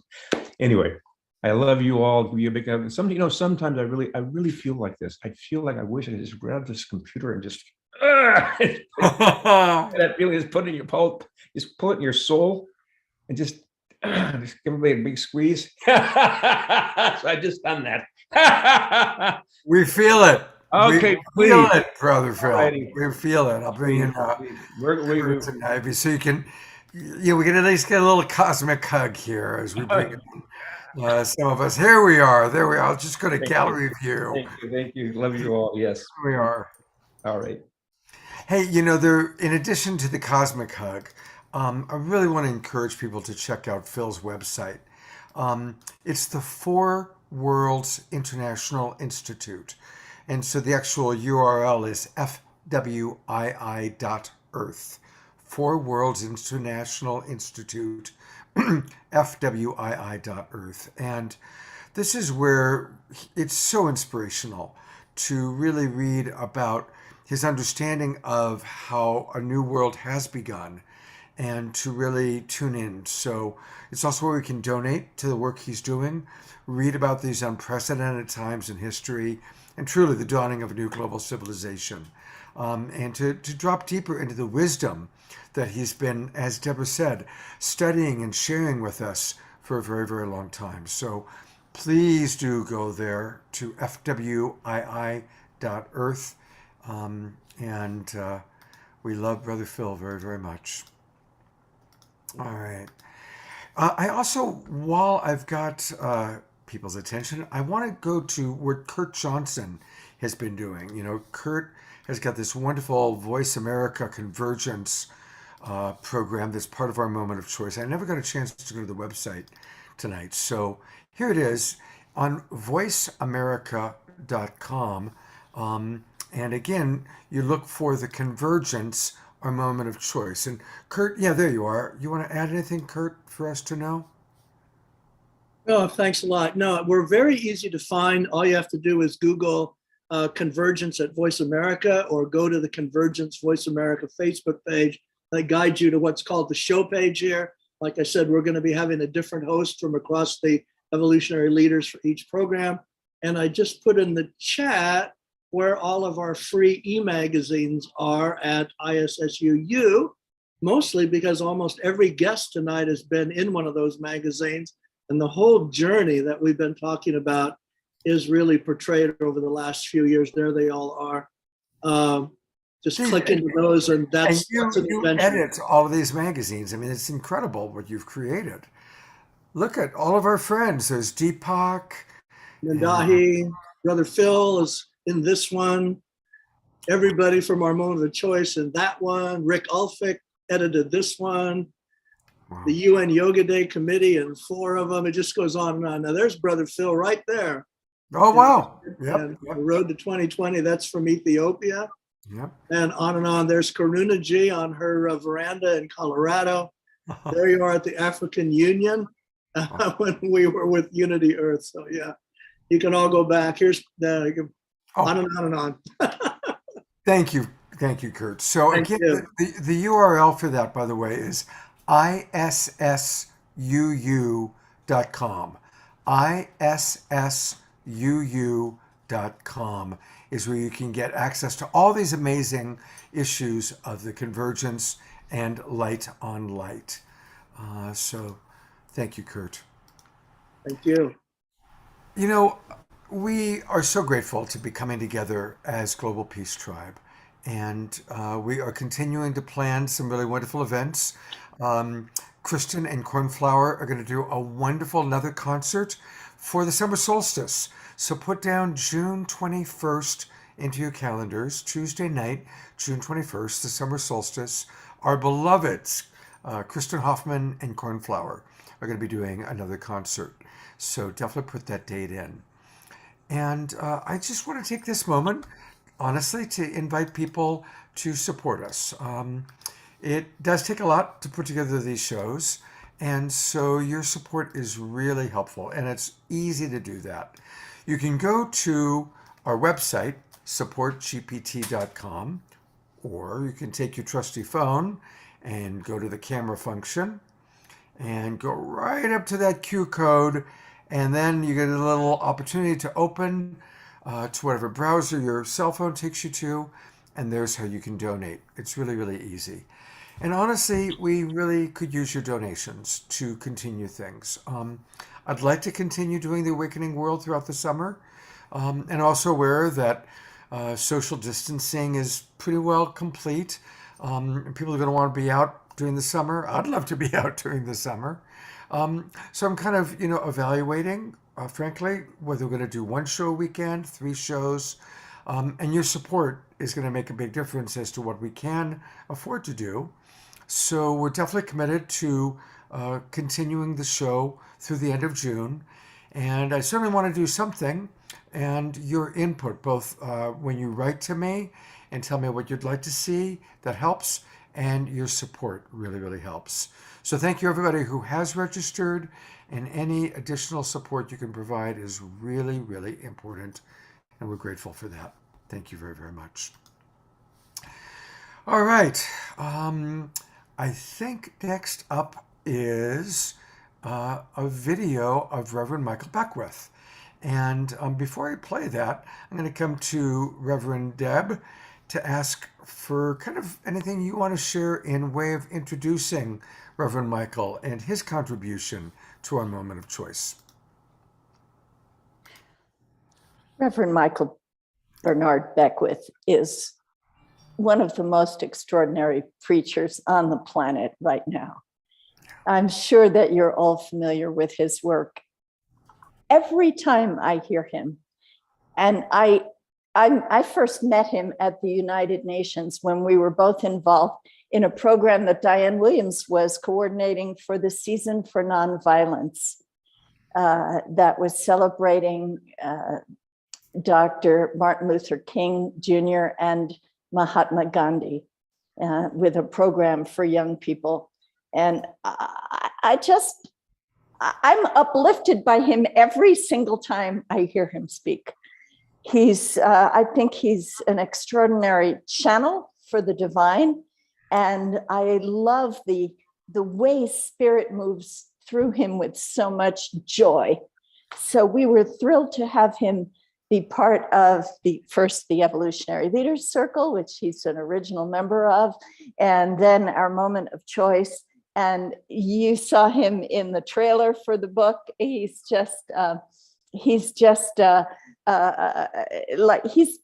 like transportation. You know, you can ride him to Spirit. So I can't wait to hear what he has to say this evening. Thank you. Yeah, you know, I've known Reverend Michael Beckwith for a very long time. I first started going to Agape when we were meeting in the basement of the Santa Monica Miramar Hotel. There were 15 or 20 of us on metal folding chairs on Sunday mornings. And I went to Jamaica with Michael in 1995. I've interviewed him for numerous television shows. And I agree with Deborah. He is one of the great voices, and he's the real deal. He's who you see on stage is who you see off stage. He's truly a very evolved human being and a beautiful representation of what humanity is capable of. So I interviewed him a while back. I think I did this interview about maybe 3 months ago, and we've added some B-roll. And I chose this particular one because here we are with all these evolutionary leaders and all these wonderful people. But in this video, you're going to hear about Michael's influences, right? You know, John Perkins has been a big influence for me, and hopefully many of the people we've seen today are role models and influences for those of us watching. Well, this is an opportunity to learn about Reverend Michael Beckwith's influences, and we've even added some B-roll. So it's a really fascinating interview and a chance to kind of drop a little bit more into the personal of Michael Beckwith. So here we go. Michael, thank you so much. Happy Holy Days. And we would love to know some of your spiritual inspirations, teachers, how they influenced you, and maybe how you apply that to your life. The first one that comes to my awareness is probably the greatest mystic to come out of America, and that is a man by the name of Walter Russell.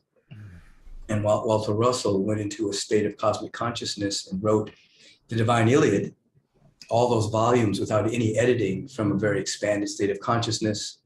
He wrote The Secret of Light. He predicted the elements in the periodical table way before scientists even knew they existed. For me, when I had my spiritual awakening, I didn't have any teachers. I didn't know what was happening to me. And so as I studied him, it was my first foray into the understanding of what mysticism was, the understanding of the universal cosmic laws. And so it deeply imprinted me in a very powerful way. So there was a little small book that introduced me to him. It was called The Man Who Tapped the Secrets of the Universe. It was by Glenn Clark. It was about Walter Russell. And then that led me to reading another small little book called The Man Who Talked with Flowers. And that was about the great mystic known as George Washington Carver. And most people thought that George Washington Carver was a scientist, or that they understood him from his the efficacy of the peanut and things of that. But that didn't even cover who George Washington Carver was. And so that led me to understand that George Washington Carver was a full-blown mystic who would go out at 4 o'clock in the morning and ask Mother Nature and ask the presence of God the usefulness of particular plants or the soil or the earth. And the plants would reveal to him their efficacy and their secrets. And then he would go into his laboratory and prove what he had gleaned through his mystical connection to Mother Nature. Most of the great ministers that were coming out at that particular time, he was their teacher. But they had to meet with him at night because he was a Black man, and it was forbidden for a Black man to teach white men anything. And then the other great teacher was Howard Washington Thurman. He's a great Christian theologian mystic. And he ended up writing this treatise called Jesus and the Disinherited. And he began to teach the teachings of Jesus and how the teachings of Jesus apply to everyone. White, Black, rich, poor, woman, man. And at the end of this treatise, he writes, I'm no longer necessarily a follower of Christianity. I'm a follower of the teachings of Jesus. So he separated himself from Christianity as it was at that time and followed the teachings of Jesus. And because of that, in many circles, he was labeled a heretic and shunned by the Christian religion. And he ended up starting a church in San Francisco called the Church of All People, which was the first integrated Christian church in America. He loved Emerson, he loved Thoreau, he loved, the great mystics of the ages, and still embraced the teachings of Jesus. So he was a great influence of me, because he was able to not only embrace the cosmic awareness of Jesus, but he was able to bring into the darkest moments, into moments in which humanity was walking through, and bring light to there without denying tragedy, without denying loss, without denying death, without denying disease that human beings walk through. He was able to bring into those dark moments this great teaching of this great teacher, Jesus. Sri Aurobindo out of India came into my life. He was very influential in my thinking and in my articulation. I even went to India. I went to Oroville in India. Sri Aurobindo was a cohort of Gandhi, and they were seeking to free themselves from the shackles and the oppression of Great Britain. And when Sri Aurobindo was jailed with Gandhi many times, one of the times in which he was jailed, he went into full-blown cosmic consciousness. And when he came out, he told Gandhi that, he was still with him, but that he was being called into another way of freeing humanity, and that was through spiritual teachings. I met Dr. King. I was a small boy, and he was doing a West Coast fundraising tour for SCLC, Southern Christian Leadership Conference. And my mother took me to Holman's Methodist Church to hear him speak. I was 9 or 10 years old. Wow. So after he spoke, I met him. We shook hands. I remember saying to my mother, wow, he has such soft hands. And she said, well, he does a different kind of work, baby, And then subsequently, when he was assassinated, it impacted me to want to make a difference on the planet. And then his articulation of what agape love was infused my soul with an understanding of unconditional love and the love of God operating in the human heart. Dr. Thurman was a great teacher of Martin Luther King Jr. And Dr. King carried the treatise of Jesus and the Disinherited with him. So Thurman greatly influenced King in terms of the nonviolent movement, the way that Gandhi influenced Thurman. Most people don't know that Gandhi was influenced by Thoreau's writings on civil disobedience influenced Gandhi. Gandhi influences Thurman. Thurman brings it back to Dr. King. You know, I wear Dr. Thurman's robe when I speak at Rankin Hall at Howard University. They allow me to wear his robe when I'm speaking. When I first met Dr. Lawrence Carter, who is a powerful being at Morehouse College, he runs the Martin Luther King Chapel there. When he came to see me speak at Agape, the first thing that Lawrence Carter said was, wow, you're more Thurman-esque than Thurman, because he knew Dr. Thurman. Because of the one, trans-denominational is what we call ourselves. Two, everybody was at Agape, doesn't, you know, race, creed, color, sexual orientation, you know, whatever, it's all there. So I think I picked up on that, but I was also raised that way. You know, my mother's house was a hub of a lot of the civil rights movement as growing up. And we would meet at the house and we would decide which stores we were going to picket in order to bring about justice to people of color and wages and things like that. But in my mother's home, you know, when we would meet, there were white people, black people, Jewish people, straight people, gay people. It was all a part of the gestalt of me growing up. So a lot of things that people had to grow into, I didn't have to grow into that because that was just a part of my upbringing. When I was a freshman in college, and it was a mandatory talk by this man. I didn't know who he was at the time, even though I knew there was a Thurman Hall. We had to go hear Howard Thurman speak. So I'm a freshman, and the title of his talk was something along the lines of the benefits of slavery.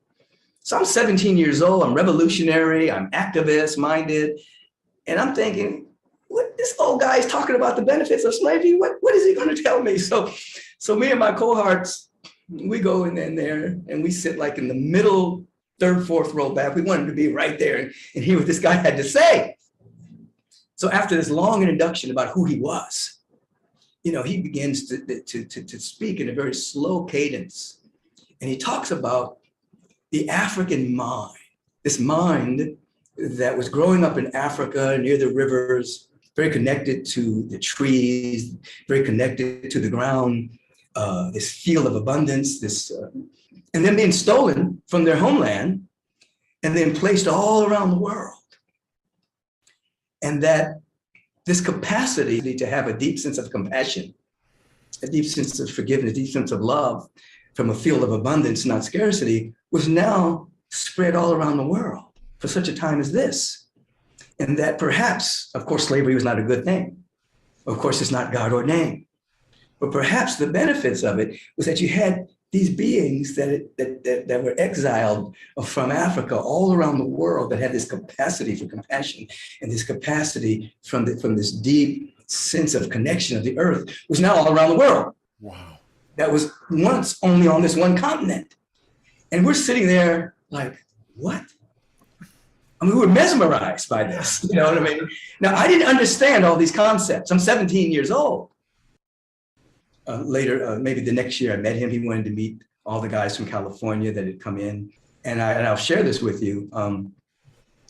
We had all dropped a tab of acid.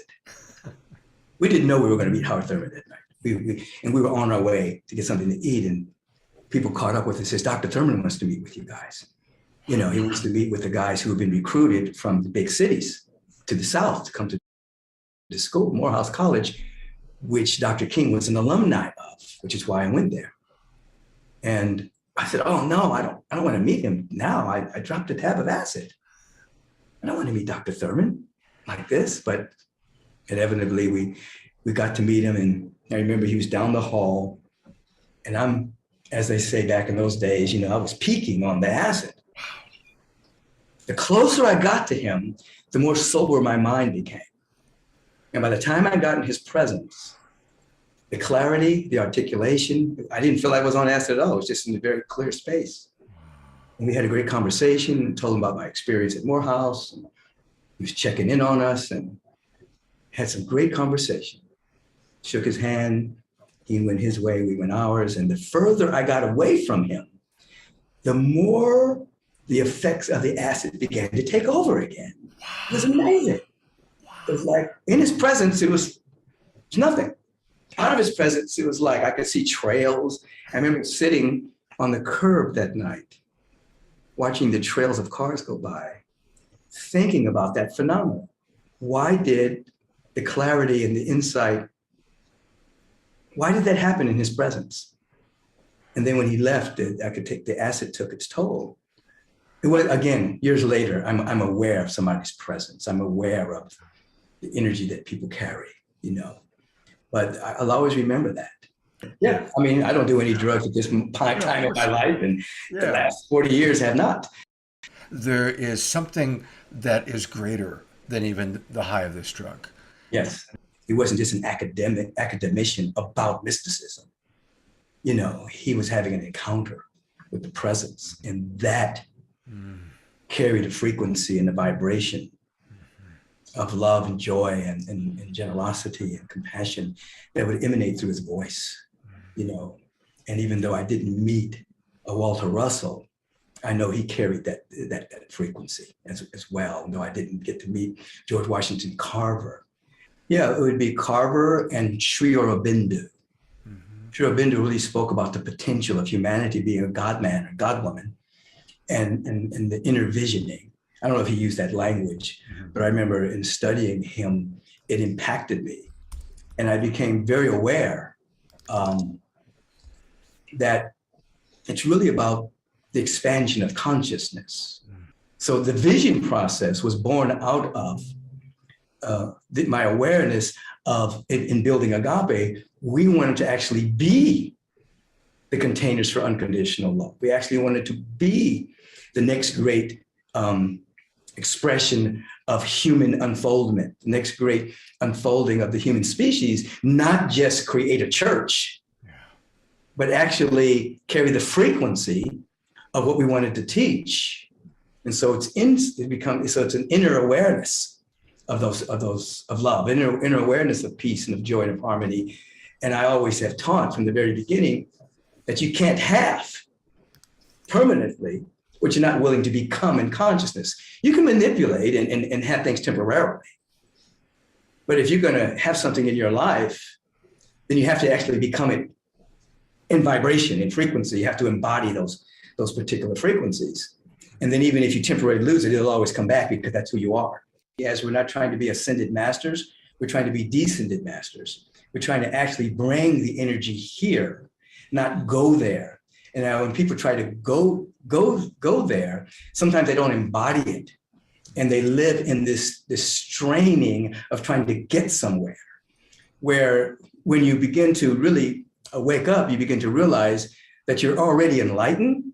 What you're doing is you're just removing the mental, emotional obstacles to seeing who you are. There's a great friend of mine who was a part of the Paramahansa Yogananda crew. We used to meditate at his house all the time. And during one of his meditations, there was an appearance to me as if Yogananda had appeared.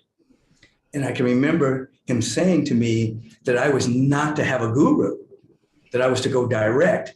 I could be influenced, I can study, I can learn from all the teachers, but I was not necessarily to go the guru path.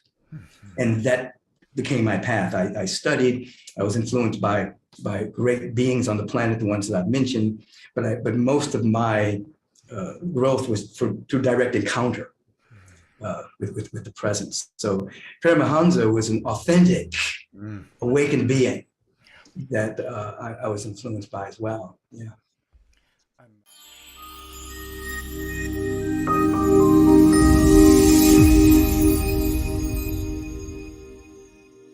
Saturday Night Alive.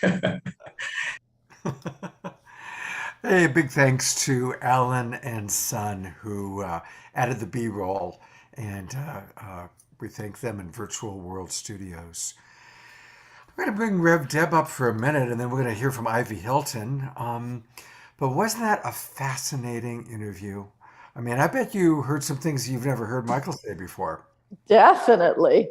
And I'm blown away by the challenge that he put before us, which is to be that love, right now, right here, right now. And I put that out to everybody who's watching right now.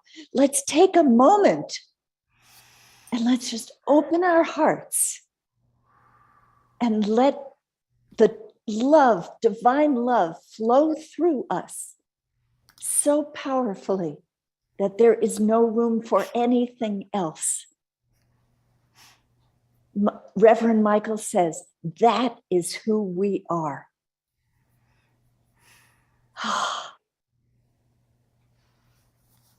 And I'm so glad that the next person up is Dr. Ivy Hylton, because I know she's going to take us even further on that. We can just float on her voice into that manifestation of the divine within us.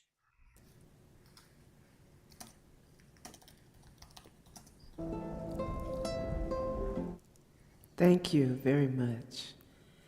That was such a powerful presentation, and it makes me realize that this is a cosmic experience. And I invite you to join me in a prayer for bringing the light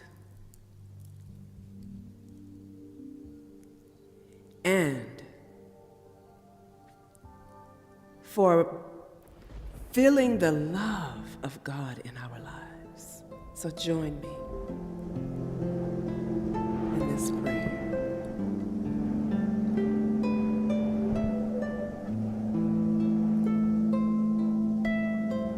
This prayer came as I was singing at Sylvia, Reverend Sylvia's church, and it just came over me, and the song began. In the beginning, God created the heavens and the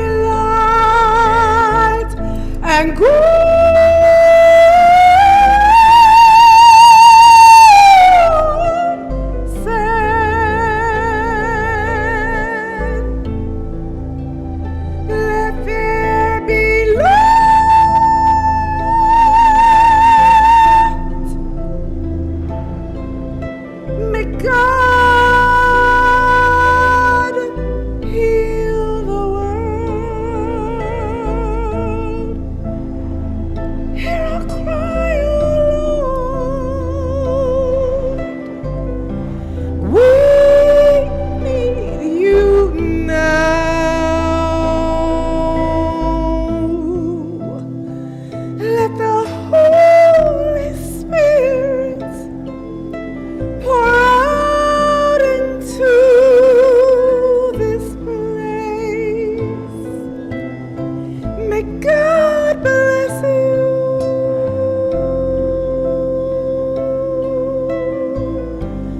May God bless you.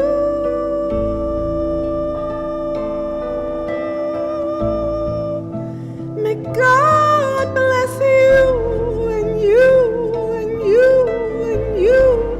May God bless you.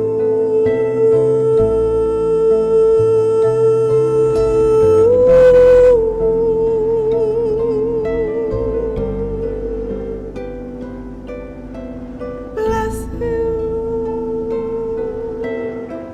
Whatever it is, whatever you need, whatever the moment is,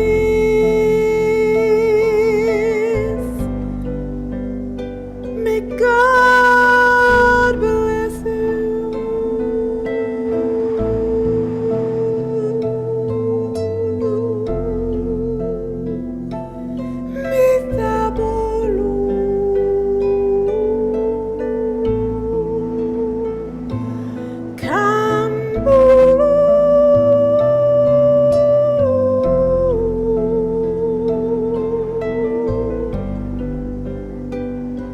This is our moment of joy.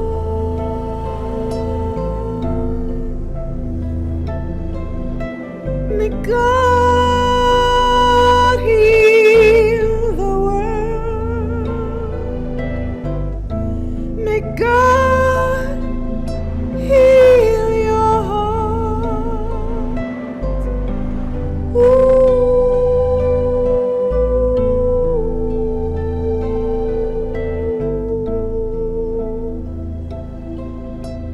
May God bless you.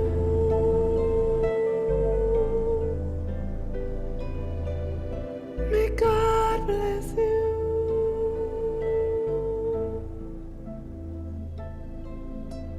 May God heal the earth.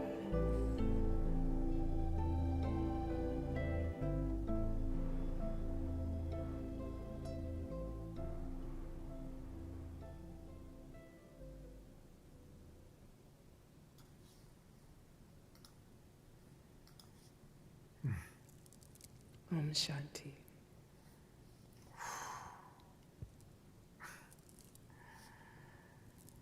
That was amazing, Ivy. That was just amazing. Give thanks. We give thanks for you. May God heal the world. May God heal the world.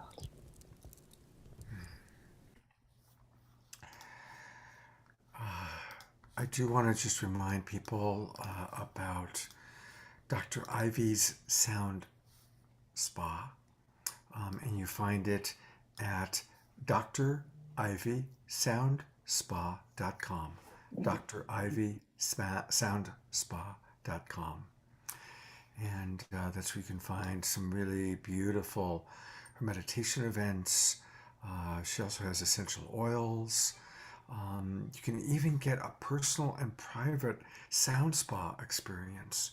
So there's a lot of good things there. So definitely, I mean, if you want to take a ride, she sure took us for a ride right now. So thank you. And I love your new name that you're going by, Ivy Shadia. Yes, my husband named me Shadi. And as I mentioned before, he took me to perform in front of a sheikh. And he said, "You are Shadia." And my husband gave me permission, and we added the two, and I am Shadia. All hail Shadia, Dr. Shadia. Absolutely. Thank you. Thank you so much.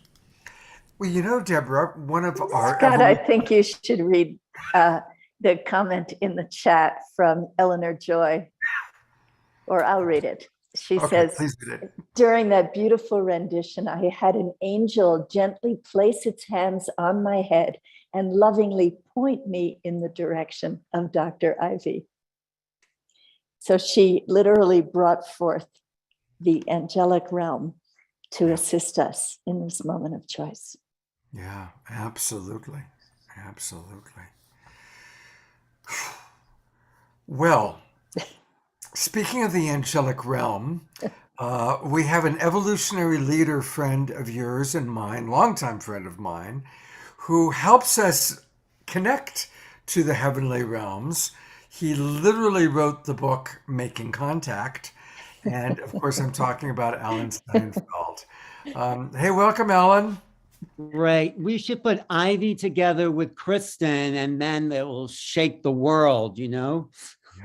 Absolutely. But you know, there is something about vibration. Ivy just lifted our vibrational field. That's right. And it's what Michael was talking about, being in the presence of masters.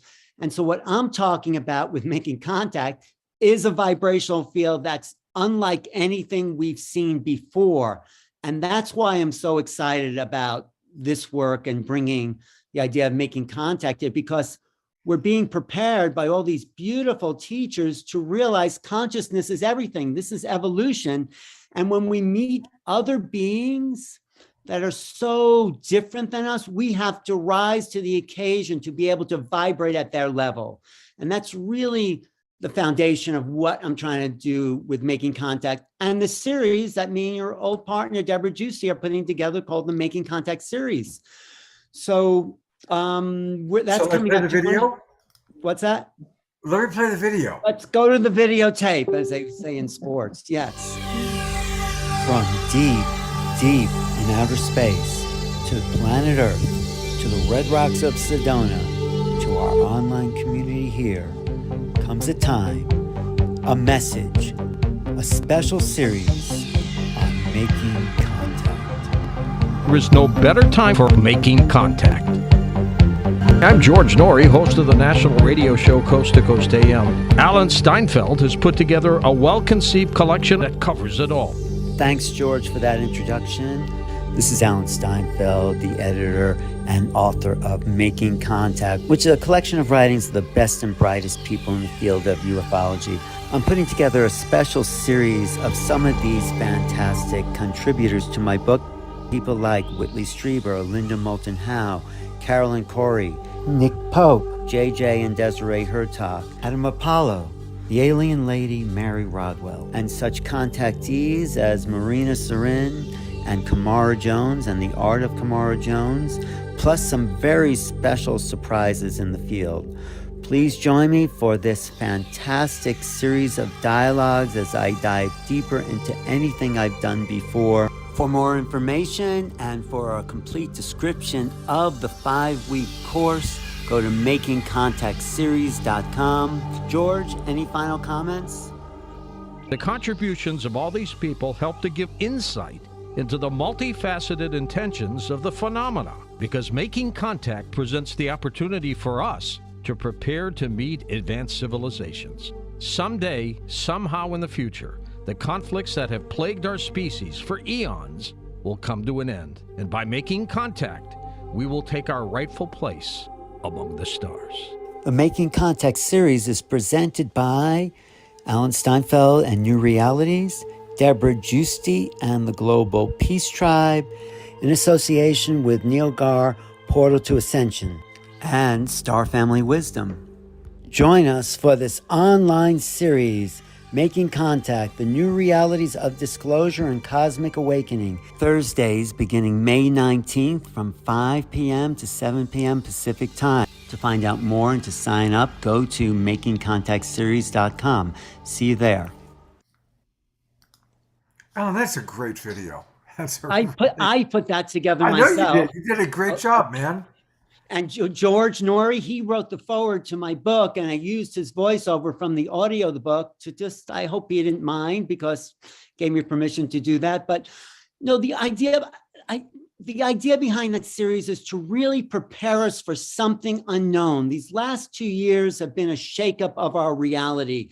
And what we're about to enter is uncharted territory. And that's why this is the most exciting time on this planet. And that's why this is a 5-part series with experts, Nick Pope, Linda Moulton Howe, Whitley Strieber, people who've had experience with the phenomena and have adjusted their consciousness to interface with the phenomena. And this is what we're going to need to do on a planetary civilization. I've had long talks with Kurt Johnson about that, but this is the evolutionary impulse. There's even an evolutionary circle, actually 2, which is about consciousness and contact. So if we're going to rise to the next level, we need to stretch our hands up as something else is reaching down so we can rise up out of the human drama that has been a sort of disaster for the past 10,000 years. Wouldn't you say, Kurt? Any response, Kurt? Yeah, I mean, there's absolutely no doubt that what happened when the Pentagon and the Navy released data that was undeniable, that made the doubter community, who could always explain everything away for decades, unable to say that those were not data sets and those were not paradigm shifting data sets. That has changed the landscape in which the scientific community now looks at this. So that's just one part of it, but we have a confluence here of what's going on in the spiritual community, what's going on in the scientific community that's rolling out this same vision that all of us talked about in the program tonight of going down this road together with all of those capabilities, our full capabilities. But this is going to change our consciousness fundamentally when we meet the other. When we meet something so different, we're going to have to access this moment of choice inside of us. Where are we going to go into the unknown and a new future, or are we going to stick to the past? Well, I have to say there's no future in the past, Scott. We have to go forward. What do you think, Deborah? I just want to put in a plug for the book, Making Contact, because this is truly unique. It's not just a collection of people's experiences with other life forms. This is a call to raise our frequency and really be conscious that we're not the be all and end all of all civilizations in the universe, and take a deep look at ourselves and what we need to do to confront the other. On this planet, we're having trouble even confronting people we see as other, and they're the same species as we are. So what do we need to do in this moment to be prepared to step into the future, and that future that Jude was talking about, where if this is a moment of extinction, can we consciously make the bridge, make that evolutionary leap to the next level of consciousness that we will need to be part of the galactic civilization that may be out there waiting for us. So I know your series. I know your series is going to be really exciting, Alan. Congratulations. The series goes deeper into what Kurt just said. When the government said, yes, there are crashed ships, yes, there are UFOs, and we're not telling you the whole truth, people started to take it seriously. So what we need to do now as a global civilization is lay it all out on the table, explain it, put the pieces together, because my book is a collection of essays because no one has the whole truth. So let's lay it out there. And the series will go deeper into deep philosophical dialogue. I mean, Linda Moulton Howe and Whitley Strieber go as deep as we can. Deborah Juicy at the New Living Expo said Danny Sheehan just signed on, who's a lawyer for the disclosure people. Adam Apollo, Mary Rudd, Nick Pope. Nick Pope worked for the Ministry of Defense. JJ and Desiree Hertog, who have a whole incredible cosmology. And we as a civilization, as a population, need to expand our minds to tap into our galactic awareness, or whatever you want to call that cosmos, because we've never been separate from the cosmos. We've always been part of it. And this is our moment of choice, Deborah, is our time of awakening. And thank you. I'm so happy to be here with the evolutionary leaders. It's our moment of evolution too. Thanks, Scott.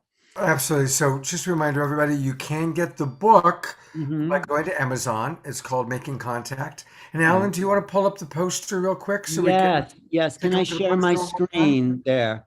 Let me just share my screen. Says cannot share my screen. There's the poster. So if you want to sign up for this course, go to makingcontactseries.com. It's there at the bottom of the poster. The new realities, which is my tagline of disclosure and cosmic awakening. Really, I got the best. Carolyn Corey just made a film about the science of UFOs. She proves this in her new film called A Tear in the Sky.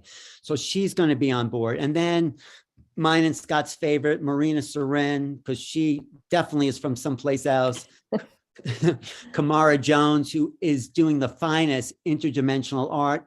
We are at the edge of shifting dimensional realities. I know that sounds far out to a lot of grounded people, but there's something else happening on planet Earth, and this is part of it. It's not all of it. We have to clean up our act. You know, your mother used to tell you, no one's going to visit. You know, we're not having company until you clean up your room. We have to clean up our room if we're really going to have company, but let's do it. Bruce Lipton, I use him in the epilogue of the book. He says, when we come together as a oneness, realizing that we're all human beings in the great human organism, then we create humanity. We speak with one voice, and then we can speak to the other ones, which is the next level of civilization, when ones come together. So, and we're forming a super organism as a planetary civilization, then as a solar galactic. Those are real things. The Webb telescope is visiting TRAPPIST-9 in a few months, which has 5 Earth-like planets. Wow. And they're not disclosing what they'll find. It's said in a press release, we're making this top secret, the first pictures of TRAPPIST-9. So there's something we're right at the edge of, and I want to prepare people for some new realities. So I'm very excited about this. Alan, we love you. Thank you so much. Making Contact series, sign up if you're watching it. I really think it's going to be a breakthrough. Thank you. Thank you, Deborah. Great to see you. May 19th. It starts on May 19th. Yes, and goes through June with all our favorite enlightened UFO researchers, scholars. This is wonderful because this is pulling us to the future. Yes. This is, instead of only saying, well, we need to evolve because otherwise we've ruined the planet and we're going to go extinct. So we better evolve. Well, that's powerful motivation, but it's even more exciting when you think that we are building something new, a new kind of consciousness that can take us into a future that could be exciting beyond our wildest dreams. Right. We have to change, Deborah. We need to find this space in us, which we are not separate from the rest of creation. The universe is not dead out there. It's a living, breathing being. Oh, yeah. And we're redefining what science means by being part of the cosmos. So, yes, I'm excited. Alan, we love you. Thank you so much. We'll see you next week on Saturday night again, probably, and we'll see you on May 19th. Great. Thanks, Scott, for doing this. Absolutely. Hey, you know, I also want to acknowledge Connie Baxter Marlowe and her beloved Andrew. They come to every show. They provide a lot of wisdom. I always appreciate your comments, Connie. And they have a free ebook. And she's always helping us to remember about really dropping into the trust frequency. And as she just wrote, the veil is thinning. We are going to get it very soon. We are one, and peace on earth will be a given. No one to fight with, and there's more abundance than we can fathom. Absolutely. So, Connie, thank you for being such a beautiful part of the Global Peace Tribe. Thank you, Connie. We love you, and Andrew too. All right, we're going to have a song from Travis, then we're going to hear from Carolyn Meese, and then a closing song from Omashar. So we're in the home stretch, and we're going to go to Travis next for another musical offering. Hey everybody, this has been a wonderful program. Thanks for having me on. It's really a pleasure. Thanks, Scott. And really lovely to hear the other musics of Ivy and Omashar. Grateful to be included here. I'm going to play a song that is an older song I wrote years ago that I've been carrying around a bit and actually got dusty in one of my song bags for probably 5 or 10 years, and someone just reminded me of it the other day. And I believe that Mr. Beckwith, Reverend Beckwith, was saying something and just shook the song out of me, and like, oh, we got to sing that song tonight. Okay. So this is a song. This is a peasant song. I read a lot of peasant songs about minstrels and peasants and things like that. So here goes. And just a little name blessing.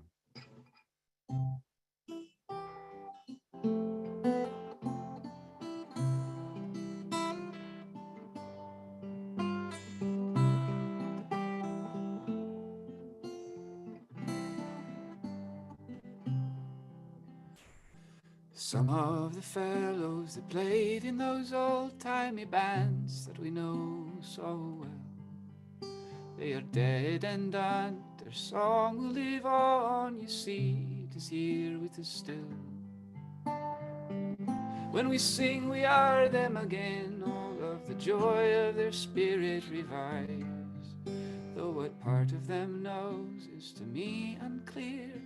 Just sing and pretend it's the part that is here. Sing and pretend it's the part that is here.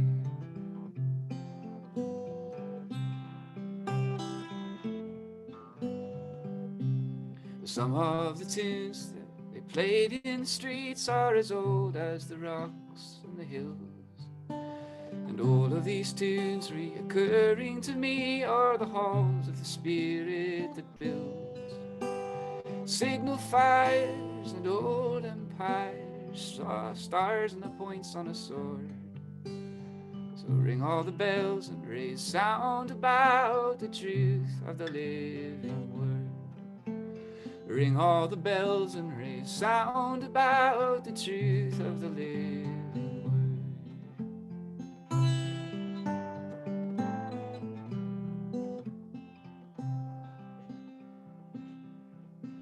Some of the tunes that I heard in my youth are the halls of the spirit that binds me in my old age like a rat to a cage, but these old riddles always unwind.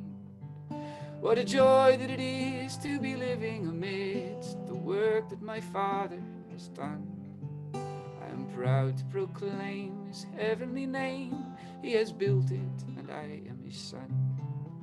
He has built it and I am his son.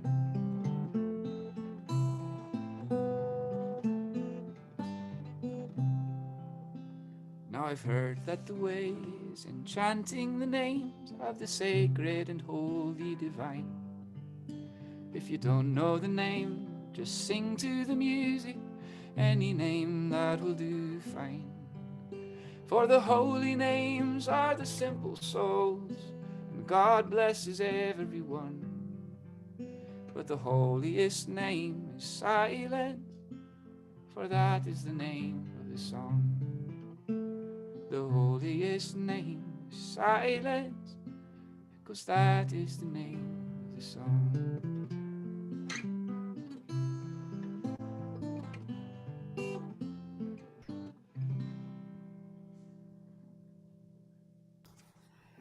Thank you so much, Travis. I so appreciate you. You know, Travis, I always am encouraging people to support our musical artists because, as Rev Deb said, you know, we need our artists.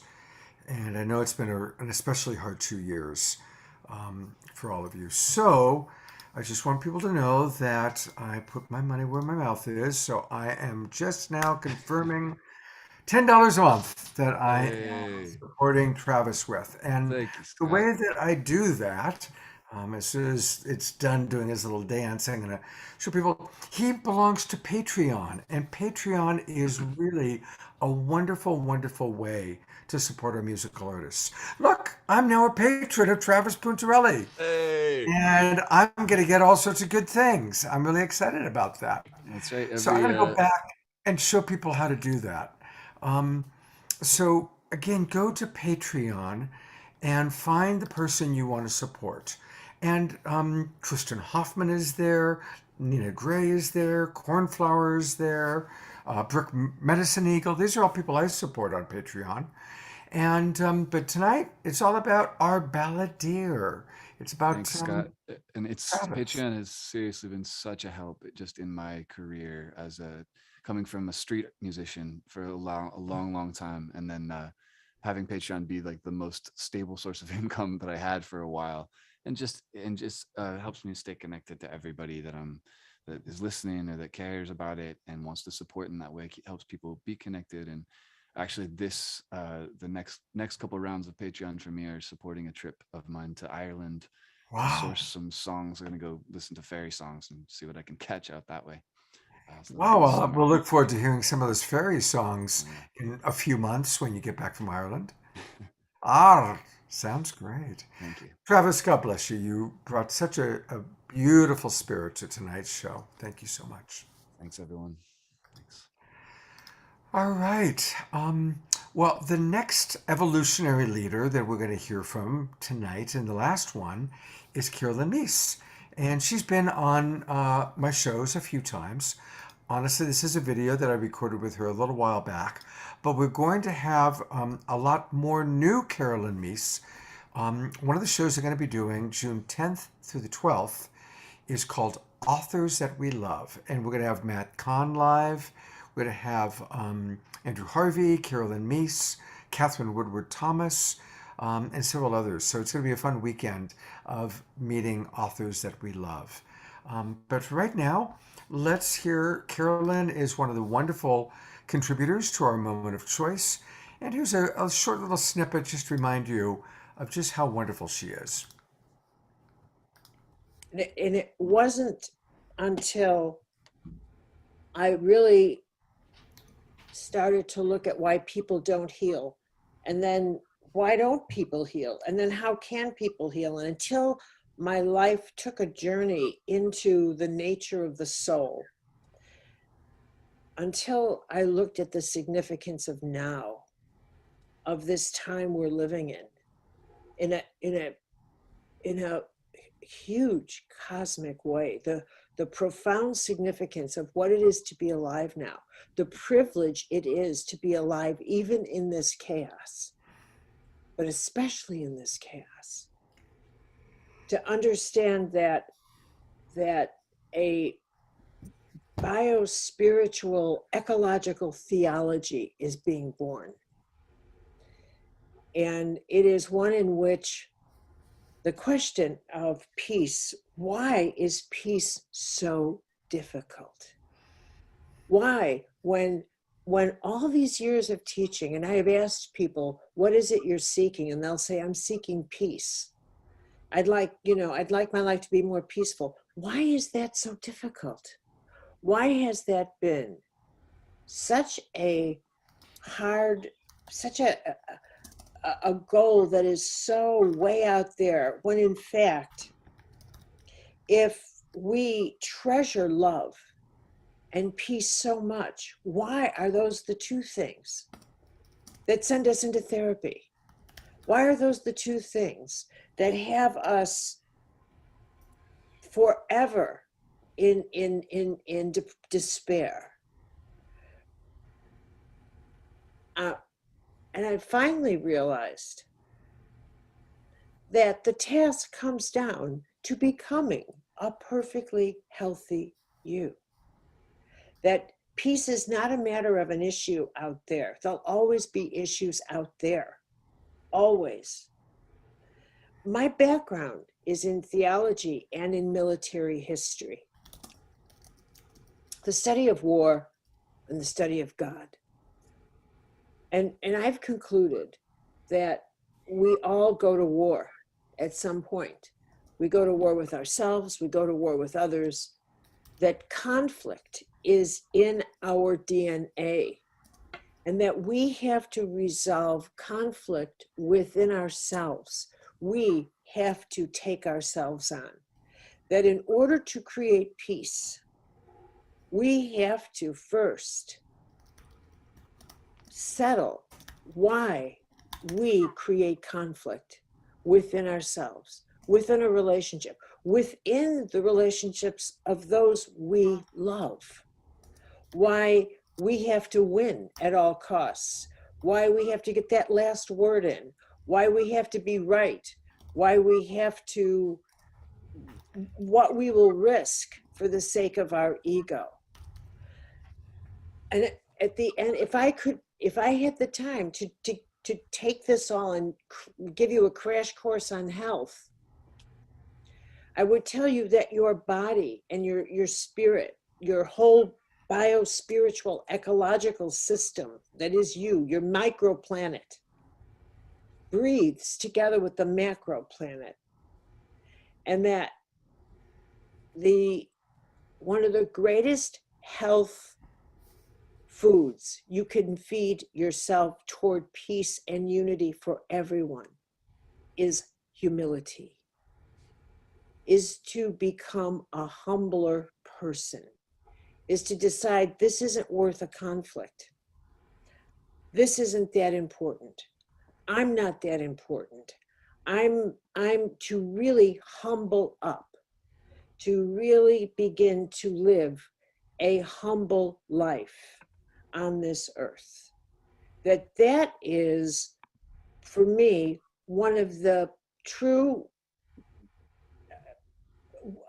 contributions to yourself, to your body, to your mind, to your inner world, of what generates health and what generates peace and what generates tranquility in yourself and in how you see the world and in how you then treat others and how you respond to others. That this is the way in which we begin to generate an atmosphere of peace and tranquility around us, is by beginning to live in a more humble frame of mind that says, and to not fear being humiliated by following our soul's guidance. Mm-hmm. Love Carolyn. I want A wise woman. Very wise woman. I want to acknowledge I made a mistake. I thought she was part of our moment of choice, and so I gave false information. There are 43 great authors that don't include Carolyn Meese, but certainly could have. Next time. Well, you're going to be interviewing what, 4 more tomorrow morning? Yeah. So thank you. That's a good lead in to remind everybody that, tomorrow morning we've got a really beautiful conclusion to this weekend. Bob Atkinson, Diane Williams, Reverend Sylvia Sumter, and pinch hitting for Reverend Deb is going to be Justin Fearman, who's a really dynamic young man.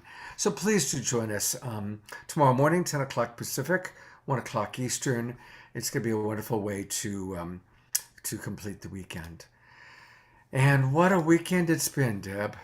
Oh, thank you so much, Scott, for making this possible and bringing together the Global Peace Tribe.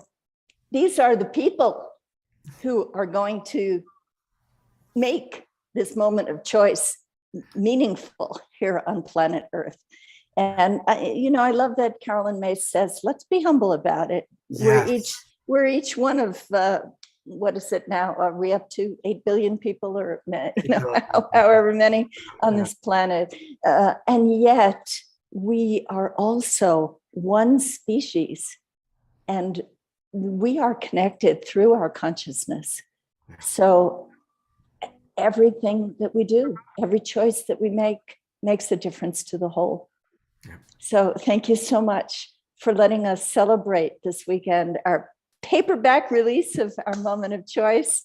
I want to encourage people to go to ourmomentofchoice.com and consider getting the book. Consider it for school libraries, for your book club.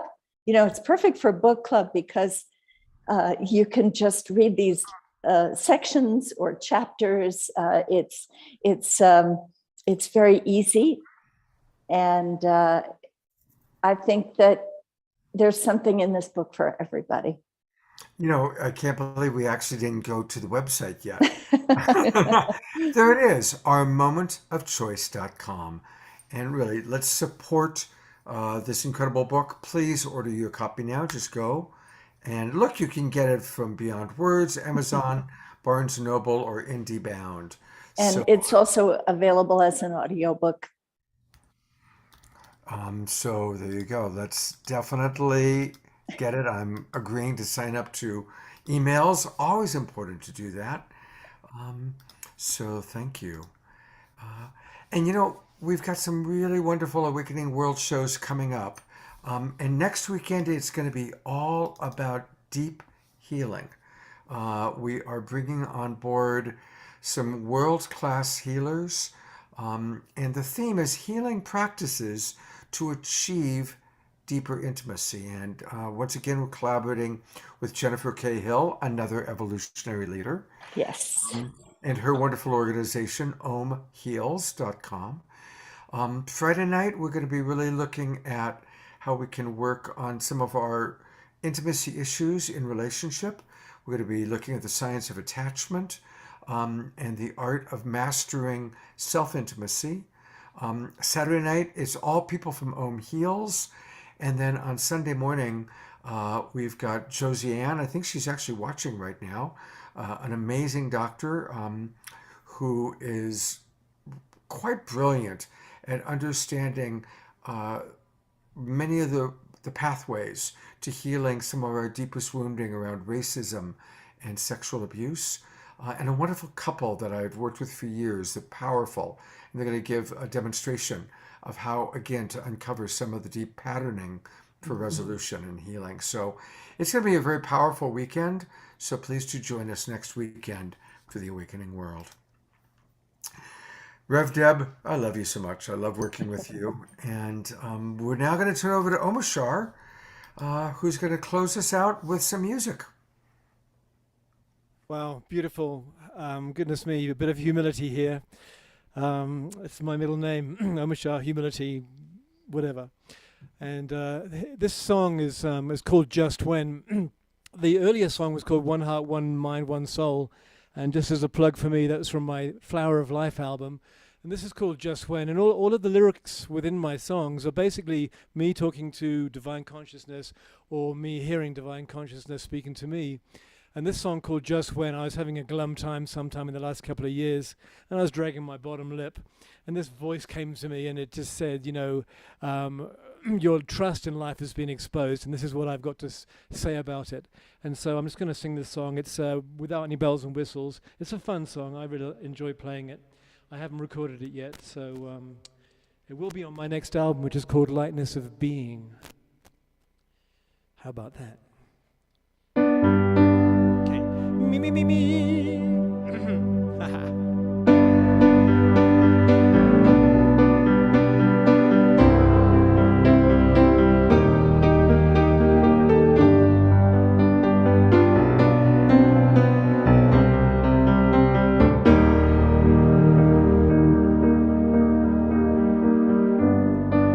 Just when you think that all is lost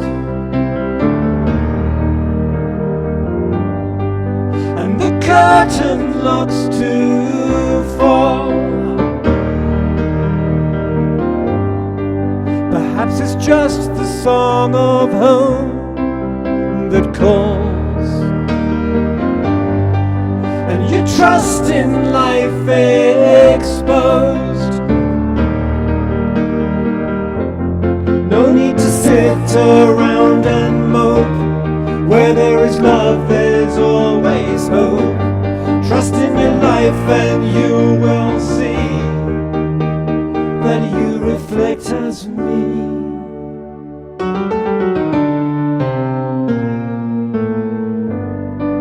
Another day is here for you to live, and I'll walk it through with you. There is no doubt your heart is pure and true. So I came to remind you. No need to sit around and mope. Where there is love, there's always hope. Trust in your life and you will see that you reflect as me.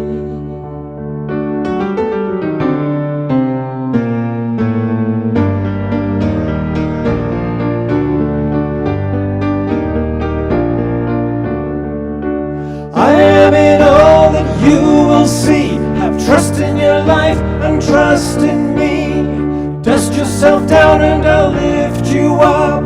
I will fill your loving cup.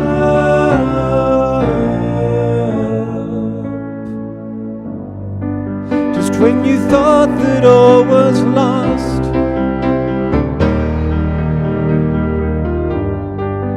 I came to remind you.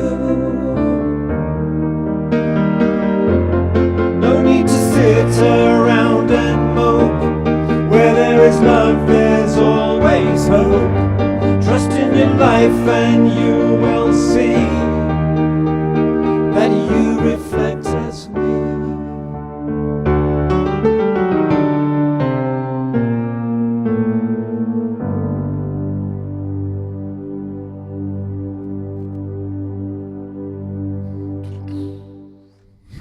Oh, fantastic. Always fun.